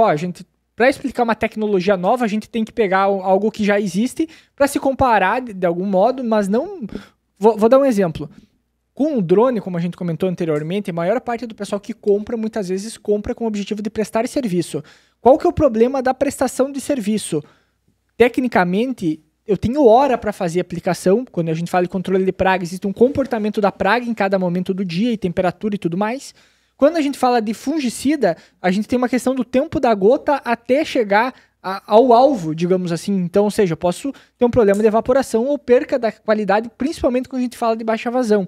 E aí, quando tu tem um equipamento que é teu, que tu controla ele, que eu posso aplicar a qualquer hora do dia, que eu consigo cobrir uma área maior, que eu vou manusear ele menos vezes do que um drone, ele acaba sendo muito mais interessante. E outra coisa, a gente tá falando de um produto que talvez esteja errado o tempo, mas do zero até o que se tem hoje, vamos dizer que seja os 3 anos, talvez seja um pouco mais, né? Às vezes quando a empresa nasce, mas o produto às vezes já começa a ser desenvolvido antes. Era uma firma em 1 ano, depois virou a Uro. É isso aí. Mas qual que é o ponto aqui? Se hoje já tem esse nível de tecnologia, é o mesmo que a gente pode falar de inteligência artificial para o agro, de forma geral, né? Cara, vamos botar daqui 1 ano. O que tem daqui 1 ano? Daqui 2 anos. Olha como essa tecnologia tem um potencial de crescer cada vez mais. E isso facilmente é uma coisa que a gente pode imaginar numa lavoura, vários deles, como vocês mesmos comentaram, fazendo essa aplicação. E, obviamente, isso eu também vejo como um potencial muito mais fácil do que a gente já tem hoje, né? Então, principalmente pelo equipamento, com essa pegada de gastar menos combustível, o problema energético é um problema mundial, né? Então, se a gente tem uma solução mais sustentável, até mesmo de forma energética, com certeza é um caminho bem interessante para estar sendo trabalhado, né?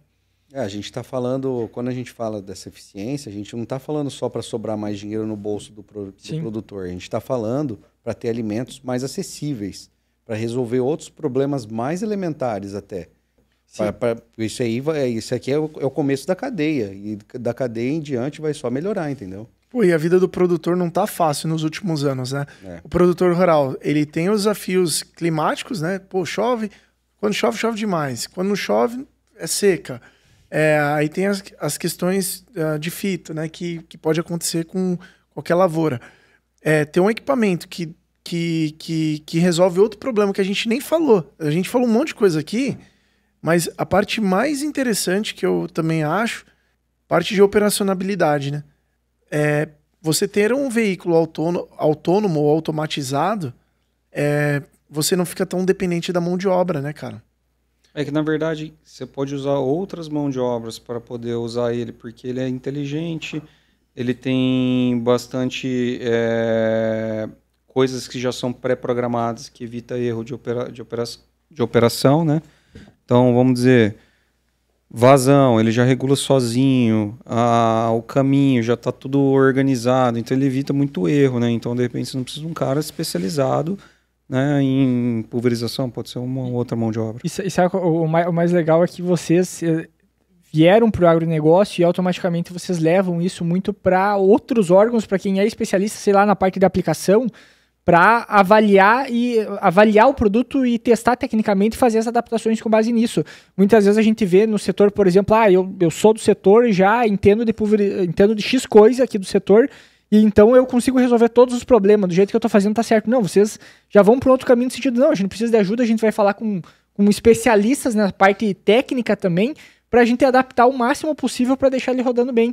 Então, ou seja, tu começa a ter vários parâmetros, ou seja, é operacional, é a parte técnica, tudo começa a se encaixar para entregar um serviço que realmente um produto que realmente vai funcionar, né? Sim, não, com certeza. E pouco amassamento, né? Porque a estrutura da roda ali, quanto mede? Largura?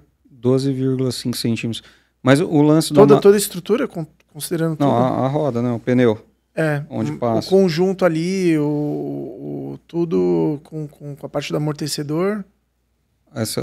33 centímetros. Então é 40 centímetros, bicho, o espaçamento entre linhas. Não, mas ali ele tem um abre-rua, né? Então 50. Que ele não amassa, né? Ele consegue andar na entrelinhas. Exato. Então você tem o mesmo benefício de um drone que não amassa.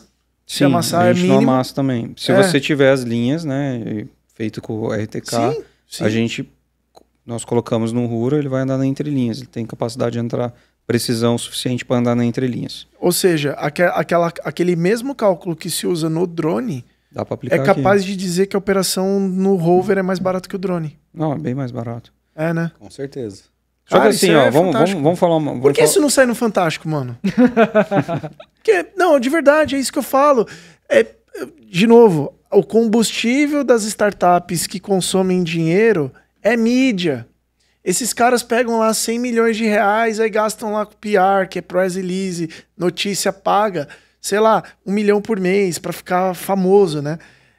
Cara, isso é um câncer no mundo das startups, não é barato, cara. Não. E aí, tipo, vocês aqui com um negócio que funciona, que roda, tal, não sai. Por quê? Porque não paga, não faz... Vocês até saíram aí em algumas reportagens, mas com muito esmero ali, né? Porque cara, muito. Muito trabalho ali pra fazer o negócio acontecer. Mas eu olhando assim, é 100% brasileiro, tecnologia brasileira, com pessoas que são empreendedores brasileiros, com empresa que tem participação agora investindo brasileira. Cara, é um orgulho isso, bicho. Vocês têm noção da grandeza hoje do projeto? A gente colocou até uma bandeirinha do Brasil ali nele. Não sei se você reparou, ele vai com uma bandeirinha do Brasil. Algum veículo de comunicação grande já fez alguma reportagem com a Uro? Já, né? Lá na AgriShow agora. Saiu na Globo? A gente passou pelo Jornal Hoje, né? Teve uma reportagem lá que, na verdade, foi da afiliada lá de Ribeirão, que foi vinculada no Jornal Hoje. Teve R7, legal. G1, Jornal da Record, né? Que foi o da Vocês saíram em algum portal de agro? Teve uma reportagem do AgFeed, reportagem do Agfi. Então teve umas coisinhas bem legais, cara. Você que aí é do mercado de publicidade, principalmente na área do jornalismo, na verdade, pô, faça uma matéria com os meninos, meu. Você vai ter a oportunidade de conhecer uma tecnologia que funciona. Eu faço esse convite porque, de verdade, meu, a gente só dá valor para as coisas que parecem, né? Essa semana, aí eu digo infelizmente nesse caso, e aí, né? Porque eu torço para a indústria brasileira. Mas teve um caso aí de uma startup aí que torrou 20 milhões e fechou, mandou mais 100 funcionários embora. Eu vi essa notícia, cara. Então, nossa, eu mandei na hora no nosso grupo lá, falei, cara, olha isso, meu. Falei, cara, meu, é alerta para todos nós. Foi muita falta de responsabilidade ou foi responsabilidade, de fato, de estar realmente parando uma coisa que não ia dar em nada, às vezes. Ou seja, é o tal do foco. O cara tinha lá 3 ou 4 produtos de uma vez. É muita linha. Geralmente, por exemplo, a gente fala da Apple, né? Que, nossa, a maior empresa do mundo. Pô, a Apple consegue ganhar dinheiro hoje no fone de ouvido dela, só no AirPods, ela fatura mais do que o dobro do que o Spotify fatura com uma empresa que vende streaming de música, né? Só vendendo fone. Mas ela não começou assim, ela começou com um produto que deu dinheiro, com o subsídio daquele produto, ela criou outro produto que deu dinheiro, e essa escadinha. Vocês pretendem também, alavancando aqui, né, esse produto, se Deus quiser, né? Vocês estão trabalhando para isso. Criar outros produtos autônomos? Outros serviços, outras coisas? Com certeza, né? Tem um roadmap disso? Que não falta. Cara, você acabou de roadmap assim, bonitinho, não, mas a gente tem isso tá na nossa visão, tá? A gente quer ter outras funcionalidades no mesmo produto para que ele seja um produto multiferramentas, né? É um porta-ferramentas, como a gente já disse. Hoje ele é um pulverizador, tá? E aí, se vai conseguir ter uma plantadeira ali, se vai conseguir ter um distribuidor de sólidos ali, isso aí a gente tem esse desejo, entendeu? Vamos fazer bem feito o pulverizador, vamos colocar no campo. Boa. Um passo de cada vez. Com certeza a gente vai ter novos produtos, né, no futuro próximo. E eu digo que são ciências diferentes. Plantio, eu já tenho falado isso com vocês, né? Plantio é diferente, é outra ciência, mas ao mesmo tempo, nada impede de uma empresa, quando obtiver sucesso e caixa, abrir outras frentes de outras ciências, né? E aí, colocando nisso, né?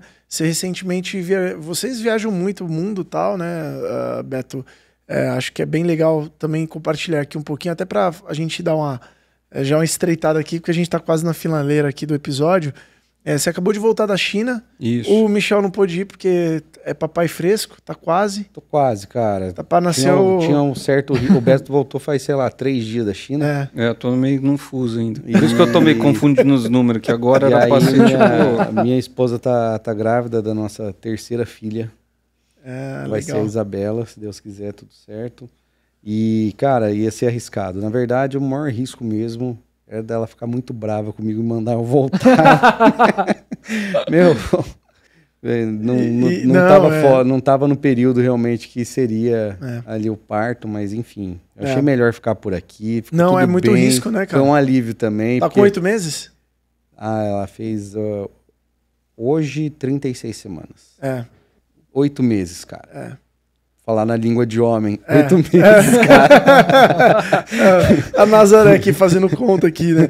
Mas aí o Betinho foi com outro sócio lá. Como é que foi essa experiência na China, bicho? Rapaz, esses últimos 15 dias na China foi intenso, assim, a gente, cada dia numa cidade, pinga-pinga, visitamos várias... Foram quantas cidades? Foram 6 cidades. Na China, bastante. Mas lá o deslocamento é maravilhoso, né? Trem-bala? Trem-bala, metrô dos caras funciona muito bem. Você para dentro do hotel, sai, eu quero ir pro Shopping X, você entra dentro do metrô, sai dentro... É bem legal mesmo. O que eu tava fazendo lá agora era trabalhando em busca das baterias, né? Bateria vai ser o combustível do rover, do pulverizador, é o combustível dos drones, vai ser o combustível das máquinas agrícolas elétricas, então nós estamos bem antenados, a gente está pesquisando para saber qual que é a melhor. Então, nós temos um investimento nessa área, né? É um investimento estratégico numa firma, não. Numa empresa de baterias, que é a Liex, tá? Que é parceira da Hura, naturalmente, porque também somos sócios. E ela que constrói as baterias do Huro. É isso aí. Pô, que boa ideia, né? Muito óbvio e estratégico a gente tá com esse investimento, entendeu?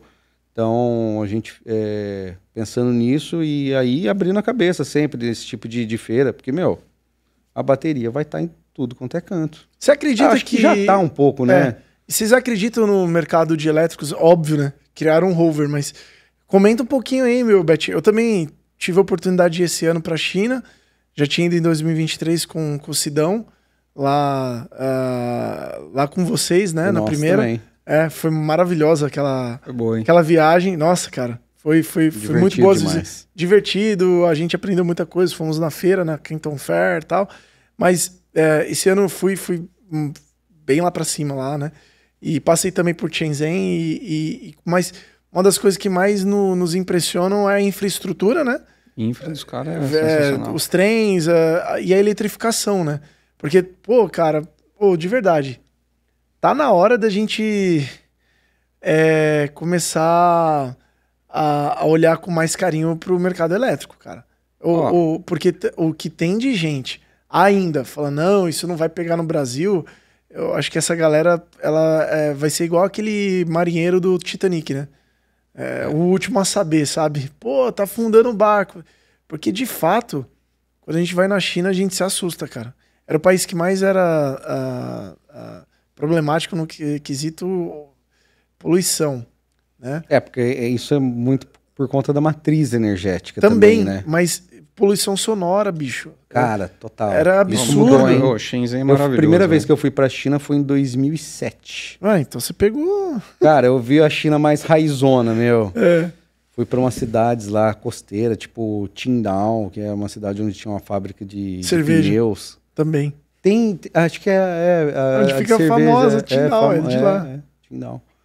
E, cara, era bem raizão o negócio, cara. Mudou completamente. Motinho pra tudo que é lado, aquele barulho estridente. Não tem uma moto a combustão mais na China, cara.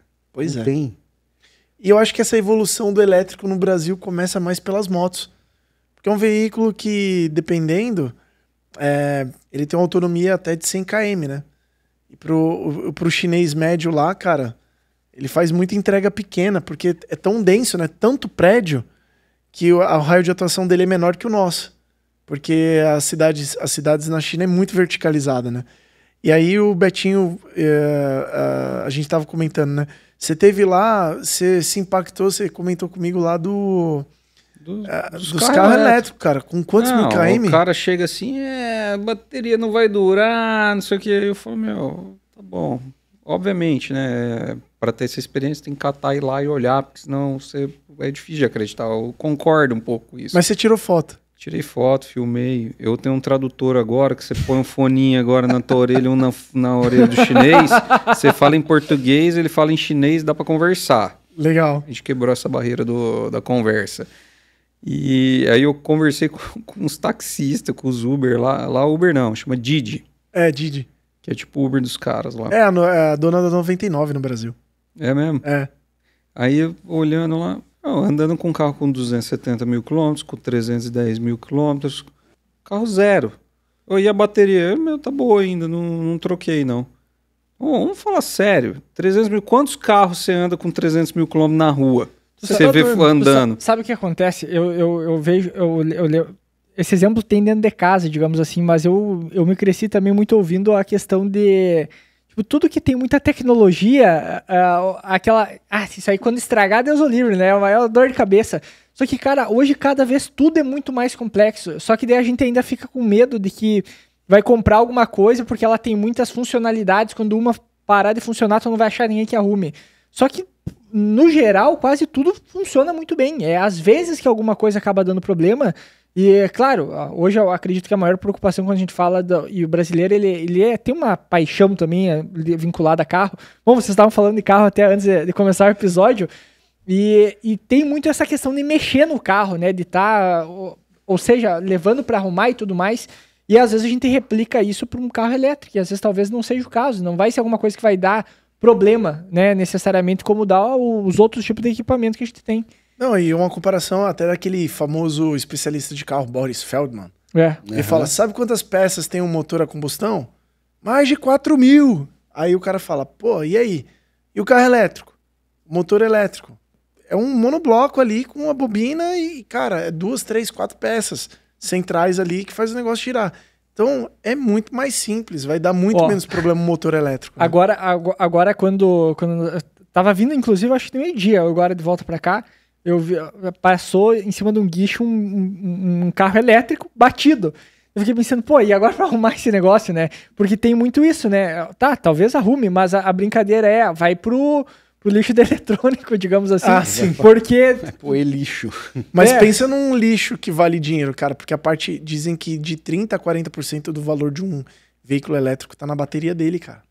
Então, assim, vai ser um puta mercado num próximo... Já eu acho. É porque não tem tanto volume quanto carro a combustão, né? Só que daí tem, assim, tem várias discussões. Por exemplo, qual que era a discussão no Brasil em relação a carro elétrico? Era eficiência energética e meio ambiente. Aí a discussão era, não, o melhor carro é o carro a etanol e elétrico. Né? Animal híbrido, né? Isso, híbrido com etanol. Aí sim, a gente entende por esse lado da discussão, só que o mundo inteiro ele está indo bateria e deu, entendeu? E tá tudo certo também, né, nesse sentido. Não, cara, vamos falar o seguinte, eu não sei quanto gasta para produzir uma célula de lítio, mas um negócio que roda 400 mil quilômetros, com certeza ele gera pegada de carbono. É que a gente se baseia, sabe por quê? Qual que é o problema da bateria? Qual que é a nossa experiência com bateria dia a dia? Telefone, por exemplo, né? Telefone, às vezes é questão de 1 ano, menos do que isso, a bateria tá indo pro pau. Não tá indo pro pau, vamos falar. Sério, você usa um iPhone 1 ano, você vai ter aí seus 15% a menos na performance da bateria. Uhum. Aí você usou 365 dias o negócio. Você fica o dia inteiro com o celular na mão. Às vezes hoje é o dispositivo mais usado. Tem uma carga no meio do dia, né, Beto? Não, tem cara... Em um dia ele cicla 2 vezes a bateria. Você cicla mais de uma vez, às vezes, no dia. Eu apesar de usar muito celular, ainda assim tá melhorando. Tá 73 o dia inteiro, cara. O meu tá com... Eu viajei, eu acordei 4 e pouco da manhã hoje. Tá com 29%. Mas assim, enfim, meu celular... E outra, existe uma outra coisa que em relação às baterias que os caras chamam de DOD. Como que você vai esticar a vida útil da tua bateria do teu iPhone, por exemplo? Carrega até 80%, descarrega até 20%. Você vai dobrar a vida útil ou triplicar a vida útil da bateria do teu iPhone. A forma de usar também influencia a forma muito. De usar... É igual carro. Exato. Carro normal, né? Pô, tem cara que não faz nada no carro, usa até explodir. Não, mas essa Minha esposa. A minha também. Manda a dedicatória agora. Eu vou separar o corte depois e te mando aí. Pega, por exemplo, assim, eficiência energética, com base nisso que vocês estavam falando, o meu computador já tá assim, eu chego aqui para carregar ele não carrega mais, ele fica nos 80% e daí quando chega agora final da tarde, aí ele vai pro 100 por causa que vai se adaptando, né, digamos assim. Eu desativei essa opção porque eu odeio ela. Dá uma agonia, mas né? Isso é pra esticar a vida útil da tua bateria. E o Huro, ele também é possível fazer isso aí. Então você consegue esticar a vida útil dela. Se você quiser usar ela, né, usando 100%, você pode usar uma autonomia menor, só que você vai esticar a vida útil dela. Mas diferente do que você citou, no Rural, em um ano, em 300 ciclos, ela não vai cair 15%. Não, é porque ela tem uma... A gente está falando uma confiabilidade de 80% de saúde da bateria para 1000 ciclos, não é isso? 1000 ciclos. Hoje na bateria hoje que a gente usa. Garantia dela de 1 ano ou 1000 recargas, 1000 ciclos, né, de carregar e descarregar. Não, e outra, você tem hoje... Você já fez a conta quanto que dá em horas 1000 ciclos? Vai dar 4.000 horas. Vezes 1.000 horas. 4.000. 4 horas vezes 1000. 4.000. 4.000 horas de trabalho. 4.000 horas dividido por 12 dá quanto? 300. 4.000. Não, dá mais. 12. Não, dá 333 dias. Eu tô bastante coisa. Antes eu tava dessa parte da bateria, o que eu estava comentando era o seguinte, ó. O porquê, né, que tem essa discussão no Brasil em relação, por causa dessa parte do etanol e a bateria. Pera aí tem... só voltando um pouco, o Beto chegou na conta de 333 dias. Ciclando a bateria 3 vezes no dia. Porque você considerou 12 horas por dia, certo? Certo, é verdade. Se o cara usar uma carga por dia, vai ficar 3 anos com a bate. É isso aí. Não, mas e ela não vai morrer ciclos. 100%. Não, ela ainda vai estar 80%. Tá ou doido, mais. para. Aí ela vai cair para 3,6 horas de operação depois de 3 anos. Disclaimer, desculpa te interromper. Não, imagina. Vamos lá, não vamos falar o preço do rover, vai. Porque isso eu acho que, pô, esse episódio vai ficar aqui, aí o cara liga, fala, ficou mais caro, ficou mais barato. Mas hoje, custo de bateria, vocês conseguem falar quanto custa? Se o cara quiser colocar mais uma bateria, quanto custa em média? Hoje deixa comercial falar. 25 mil reais o jogo. Tá doido, tranquilo. O cara gasta de diesel com autopropelido. Muito mais. Numa safra. Meu irmão.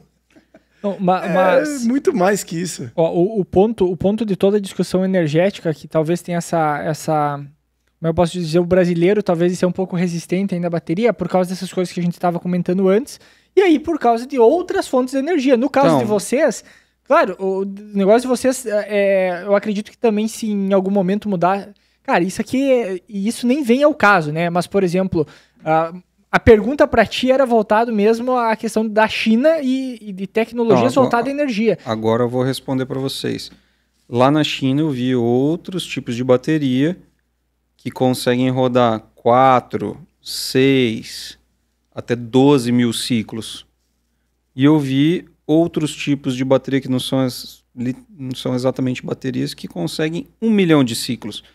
Então, ou seja, num futuro não tão longe, vai dar para ter uma bateria praticamente infinita. Porque tem aquela discussão, por exemplo, quando a gente olha a parte energética no mundo, por exemplo, placa solar, quase tudo está na China. Eólica, China. Daí tu vai pegar a parte de bateria, tá lá também. Tá lá também. Né? E aí daí entra outra parte, hidrogênio verde e tudo mais. O mecanismo, digamos assim, para utilizar isso como energia, tá na China também. Então, boa parte de tudo, toda a tendência, se a gente fala de mundo como a parte energética, crise energética no mundo inteiro, a China é um dos que está mais caminhando para isso, para uma solução, talvez, para essa parte energética, né? O carro elétrico começou na China faz uns 7 anos, hoje eles já têm 50% da frota elétrica. A eletrificação chegou pesado lá na China, com força, né? Eles investiram nos últimos 10 anos bastante nisso. Eu consegui ver essa mudança de 2007 para 2023, que foi a minha última ida lá. Beto viu agora, você viu também esse ano. Então as motos são elétricas, só o barulho delas é só da buzina mesmo. não é tanto, porque fumaça e motor não se vê. Os carros são elétricos, os trens são elétricos, só o avião mesmo que ficou de fora. E assim, a gente, empresarialmente falando, a gente vê que esse mundo novo que é a China, cara, é uma coisa importantíssima de se conhecer.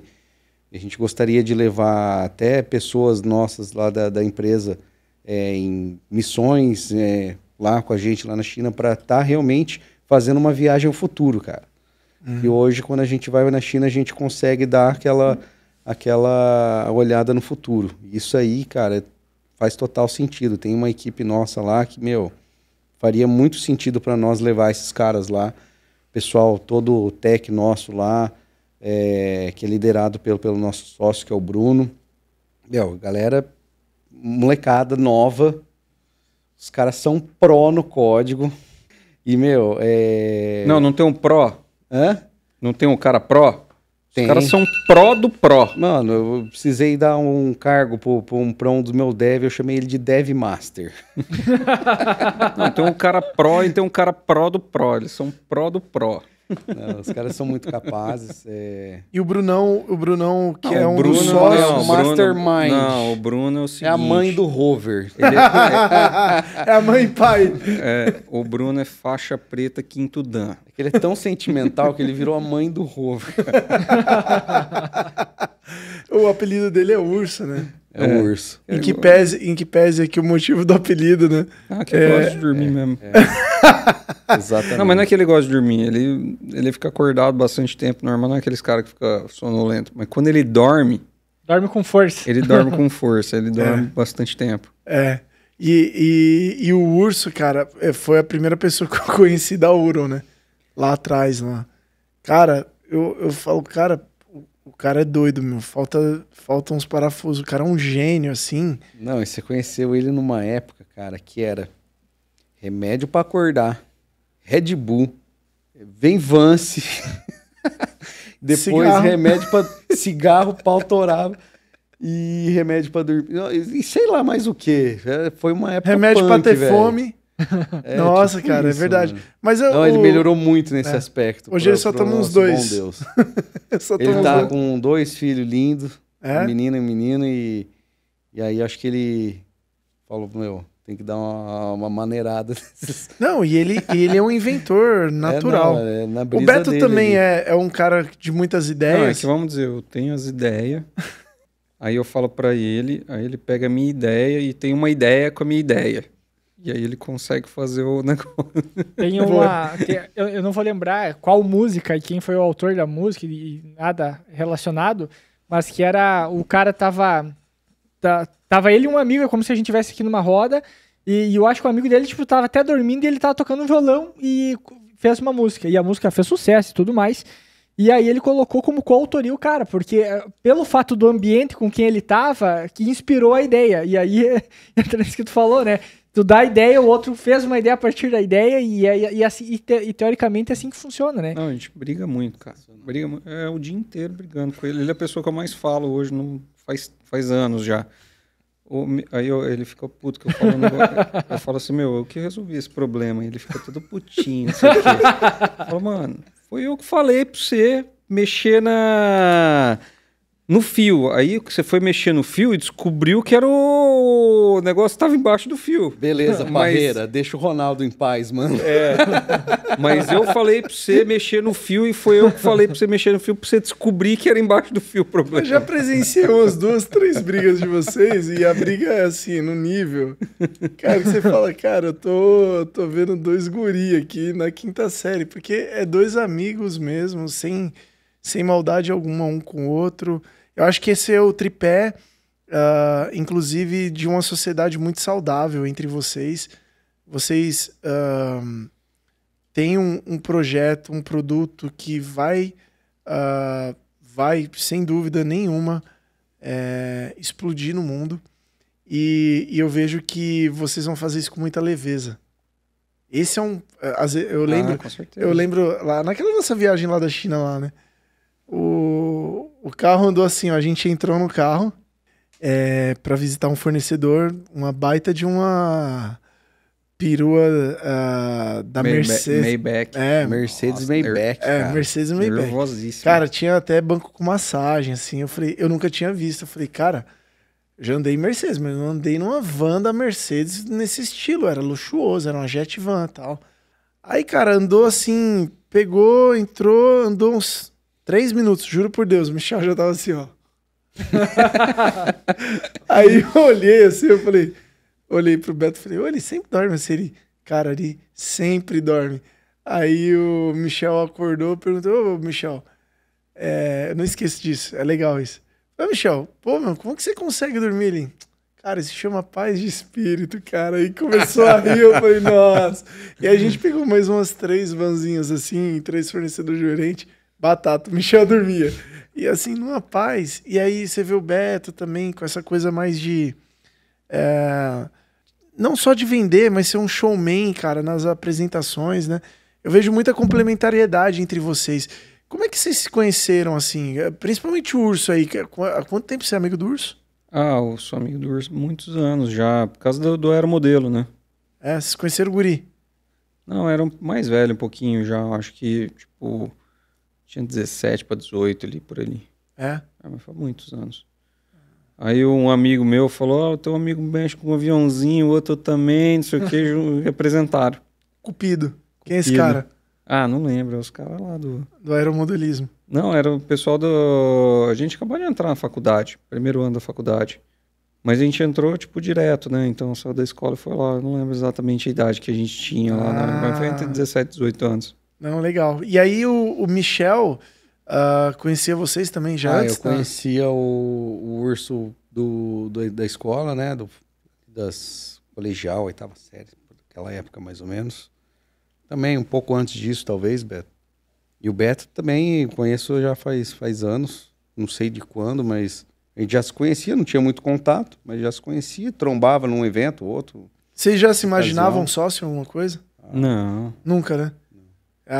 E hoje, agora sócio, onde vocês se imaginam?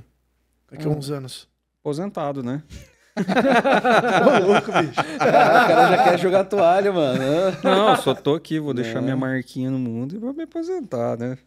Nossa, é muito fácil falar isso, velho. O difícil é ficar sem fazer nada, tá ligado? Não, mas é verdade. Olha pra minha cara, você acha que eu não vou arranjar confusão? Pera aí. Com menos pressão um pouquinho, nós né? somos muito robistas, tá? Tanto eu como o Beto. Não, É pescaria, imagina. é barco, é carro. Então, assim, a gente tem muito com que se ocupar se a gente tiver esse tempo livre, tá ligado? O difícil a ideia agora é realmente um dia conquistar esse tempo livre, que hoje, mano, nossa agenda é uma loucura. O tanto que a gente trabalha lá na empresa, o Beto tem outra empresa dele, eu tenho meus outros negócios, cara, falta muito tempo. Então, assim, onde que a gente se enxerga daqui a algum tempo é numa posição um pouco mais sênior mesmo, eu diria. A gente conseguia, hoje a gente está abrindo a picada lá no negócio, a gente está como executivo da empresa e eu acho que é um desafio muito comum de qualquer empreendedor realmente trilhar esse caminho e abrir espaço para outras pessoas que vão ser muito melhores até que nós mesmos para ocupar o nosso espaço lá na empresa. E a gente se dedicar a questões mais sênior, mais estratégicas mesmo, que estão mais conectadas, não com o dia a dia da operação, mas com a alma do negócio. Eu acho que está muito aí o negócio. E isso aí é muito mais um trabalho de mentalidade, né? E para isso você não pode estar naquela correria do dia a dia para executar isso bem feito, entendeu? Uhum. Para ser bem executado esse trabalho. Então, assim, eu acho que é uma coisa natural. Lógico que a gente quer conquistar isso o quanto antes, tal, mas tudo tem sua hora.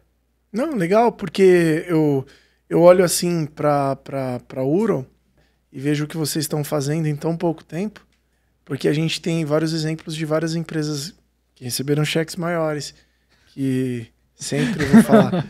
De novo, a gente tem que... se você está ouvindo, acredite no que eu estou falando. A gente não quer abrir valores aqui. No mundo real, os que mais fazem são os que nem sempre são os mais caros. E eu vejo muito valor nisso e eu valorizo muito o trabalho de vocês. E aí a gente está entrando aqui na finaleira aqui do nosso episódio, né? Já quase 2 horas aqui de troca de ideias.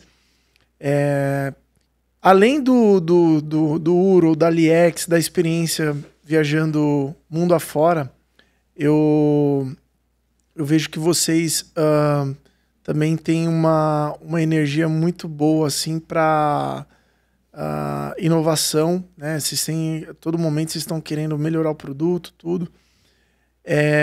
O que vocês esperam de tecnologia aí para as próximas... além do multi-rover ou até de outras funções da Uro, vocês pensam aí em tornar a Uro uma empresa com mais equipamentos diferentes aí, desses que vocês citaram, nesse segmento do agro? Não, respondendo a sua pergunta, sim. Né? No futuro próximo a gente quer ter uma linha com outros produtos. Não sei te dizer quais vão ser, né? Porque está muito cedo, né? Então o objetivo agora é estabelecer esse pulverizador para a gente pensar em novos produtos. Mas sim, com certeza, se você perguntar para mim como é que eu acho que vai ser a pulverização no futuro, eu te falo, vai ser pulverizador elétrico, drone e avião não tripulado. Então, vão ser essas 3 tecnologias que vão desempenhar a pulverização no futuro próximo. Então, o drone tem sua utilização, terreno muito acidentado, ele vai ser melhor que o rural. Ele tem o lance da manutenção, tem tudo aquele lance que a gente está conversando. Florestal, né? Para florestal. Mas ele é melhor em alguns aspectos, então a gente não pode falar que não é um bom equipamento, porque é um bom equipamento, mas ele tem a sua função. O rural ele vai substituir os pulverizadores do modo que eles são hoje, porque não faz sentido você levar tudo aquilo de peso. Então, você vai diminuir sua eficiência energética, então a gente acredita nisso.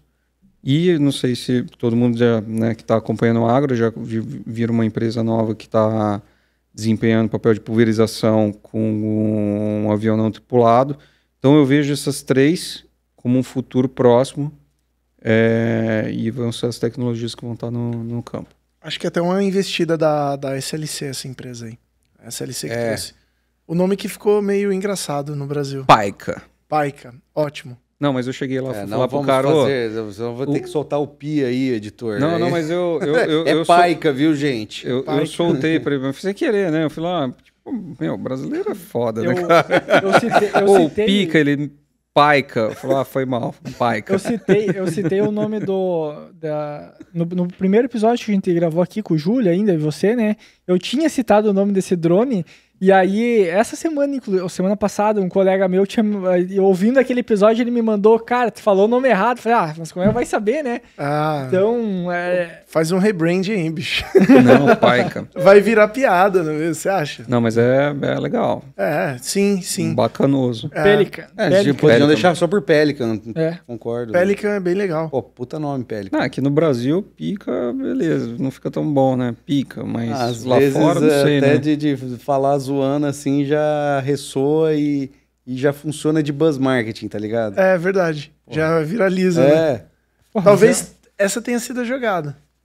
Eu tive o prazer de conversar lá com o Pericles, que é quem está à frente do Paica aqui no Brasil. Ele me explicou bastante lá, falou como é que funciona. E realmente é um produto bem Desenvolvido, né? bem disruptivo, bem legal. E fazia sentido, né? Um de asa fixa, né, cara? Porque a pulverização no Mato Grosso com o avião é bem popular, né? Por causa das áreas gigantes. Mas, pelas contas, um Pelican desse equivale a 9 Ruros. Meu. E custa o mesmo preço. Mas ele vai ser para pulverização também? Ele não é só para transporte? Não, ele é pra Ele pulverização. pulveriza também. Eu pensei que ele era mais voltado para fazer transporte. E ele é tudo mais. super rápido, Ele né? é só pra pulverização. Não transporta nada, não. Tem um tanque de quantos Não, ele litros? tem a Ele versão de ele tem transporte. Ah, é? Ele versão Ah, de não sabia. ele é para ser tipo autônomo no caso, né? Mas para, por exemplo, vamos dizer assim, levar insumo de uma fazenda para outra, aí ele faria esse trabalho. Eu não sei mas se na ele tá prática, autorizado pela né? ANAC, né? Tá autorizado. Sei, cara. Não, para decolar aqui tem que estar autorizado. Tá autorizado. Não, legal. E quero deixar uma mensagem aí pro pessoal que tá nos ouvindo aí, na estrada, de casa, no trabalho. Betinho, Para mim deixar uma mensagem. claro. Não, os dois, né? Ué. Deixar uma Eu ia mensagem. falar depois do Michel, mas tá tudo bem. Busque conhecimento. Não, pra quem tá nos ouvindo Ó. aí, prestigiando aqui esse podcast, a gente queria deixar uma mensagem de que a gente acredita num Brasil mais estruturado, a gente acredita na tecnologia e no talento dos brasileiros, tá? Eu acho que a gente nunca pode esquecer isso. A gente carrega a nossa bandeira onde a gente vai. Então, tem um boné aqui na minha frente, tem a bandeirinha. Lá no nosso produto tem também. E eu acho que esse é o recado. Tem uma geração nova saindo do forno aí.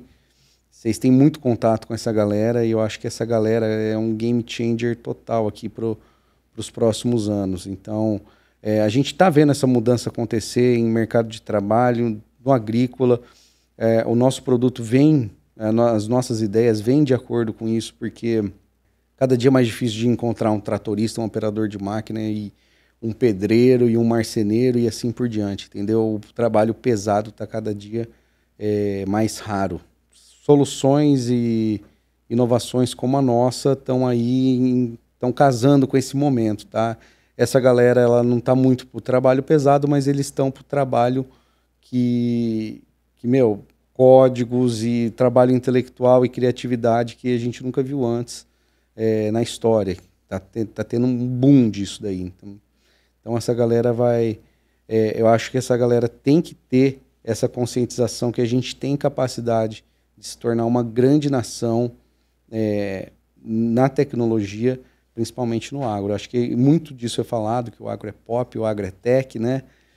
Então, acredite no agro brasileiro, acredite na tecnologia brasileira. Esse é o meu recado. Agora eu vou deixar meu recado. Vou deixar um recado aqui, principalmente se o pessoal lá da Rural estiver ouvindo, quero agradecer todo mundo que faz parte da nossa equipe. Então vou até citar o nome de todo mundo aqui.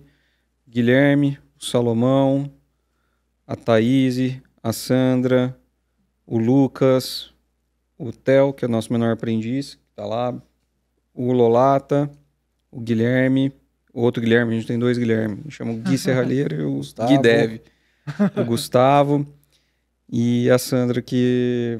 E a galera do marketing não ganha um salve, não? Ah, é verdade, tem o Rodrigão e o...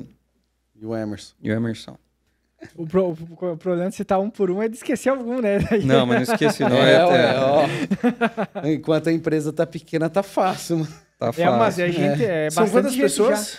Cara, tá tipo 15 pessoas hoje. Não, 14 pessoas. De novo. Você esqueceu da Rê, né, mano? Vocês estão se contando Regiane. junto? Ó? É limpeza, mano. Ah, é região da limpeza, 15 pessoas. E Não, mas assim, só com pra... vocês? Com nós, vocês. com a gente. Com nós. Só que assim, nós somos em 15 pessoas nos últimos 12 meses. Antes, a gente tava... Eu, o Bruno, o Michel... O Bruno tinha um ajudante, chamava Torinho, que era lá de Cuiabá. Um é urso, outro é touro. E tinha a Thaís, que tava no financeiro, já era bem pouca gente. Agora que Deu uma aumentou, esticada. deu uma encorpada. Que realmente é muito trabalho. Bom, meus amigos, eu acho que primeiro agradecer vocês por estarem aqui conosco. Mais uma vez, na AgriShow, a gente tentou gravar lá, mas dentro da estrutura que a gente montou, o episódio ficou um pouco caótico, né? Então, por isso que a gente fez esse novo episódio com vocês aqui, porque vocês mereciam, de fato, um episódio mais clean, né? E aí, olhando aqui, eu acho que a gente tem uma aula de... E o Michel tocou num ponto bastante legal. Uma aula de como a startup deveria acreditar nos seus sonhos, de como ela deveria fazer mais com menos, da ousadia, né? Vocês foram ousados em desafiar gigantes e entrar no mercado maravilhoso que é o agro, com uma proposta totalmente inovadora. Não é fácil, não é rápido, e ao mesmo tempo com o pé no chão, né? Então, eu desejo muito sucesso para a Uro, para vocês principalmente. Como eu citei algumas vezes aqui, e sempre cito nos episódios sempre que eu posso, da ProSolos, do Alcides, da figura dele. Ele também como um cara que poderia estar aqui até também, né? Batendo papo com a gente junto, né? Numa próxima temos que encaixar ele aí. Mas eu digo que vocês estão atraindo pessoas incríveis para o time de vocês, porque vocês são incríveis, né? E eu acho que o produtor rural também, os primeiros que compraram e os que estão comprando, né? Aquilo que a gente conversa, os primeiros clientes também são clientes, assim, apaixonados por tecnologia. O cara quer ver o negócio funcionar, tá apostando, tá ajudando a empresa a fazer as validações, né, no mercado. E hoje vocês estão com a versão stable aí, já estão arrasando aí desde a feira no mercado. Então, mais uma vez, obrigado. Manda um abraço pro time. A gente vai se ver em breve aí. E tamo junto. Edu. Agradecer a presença do Beto, do Michel, né, e nos desculpar, né, por nós ter perdido não, né, a gente só acreditou que poderia fazer melhor, como a gente tá fazendo aqui agora, e realmente passar uma mensagem até para que fique bom e agradável, né, para o pessoal ouvir e ver esse episódio depois novamente.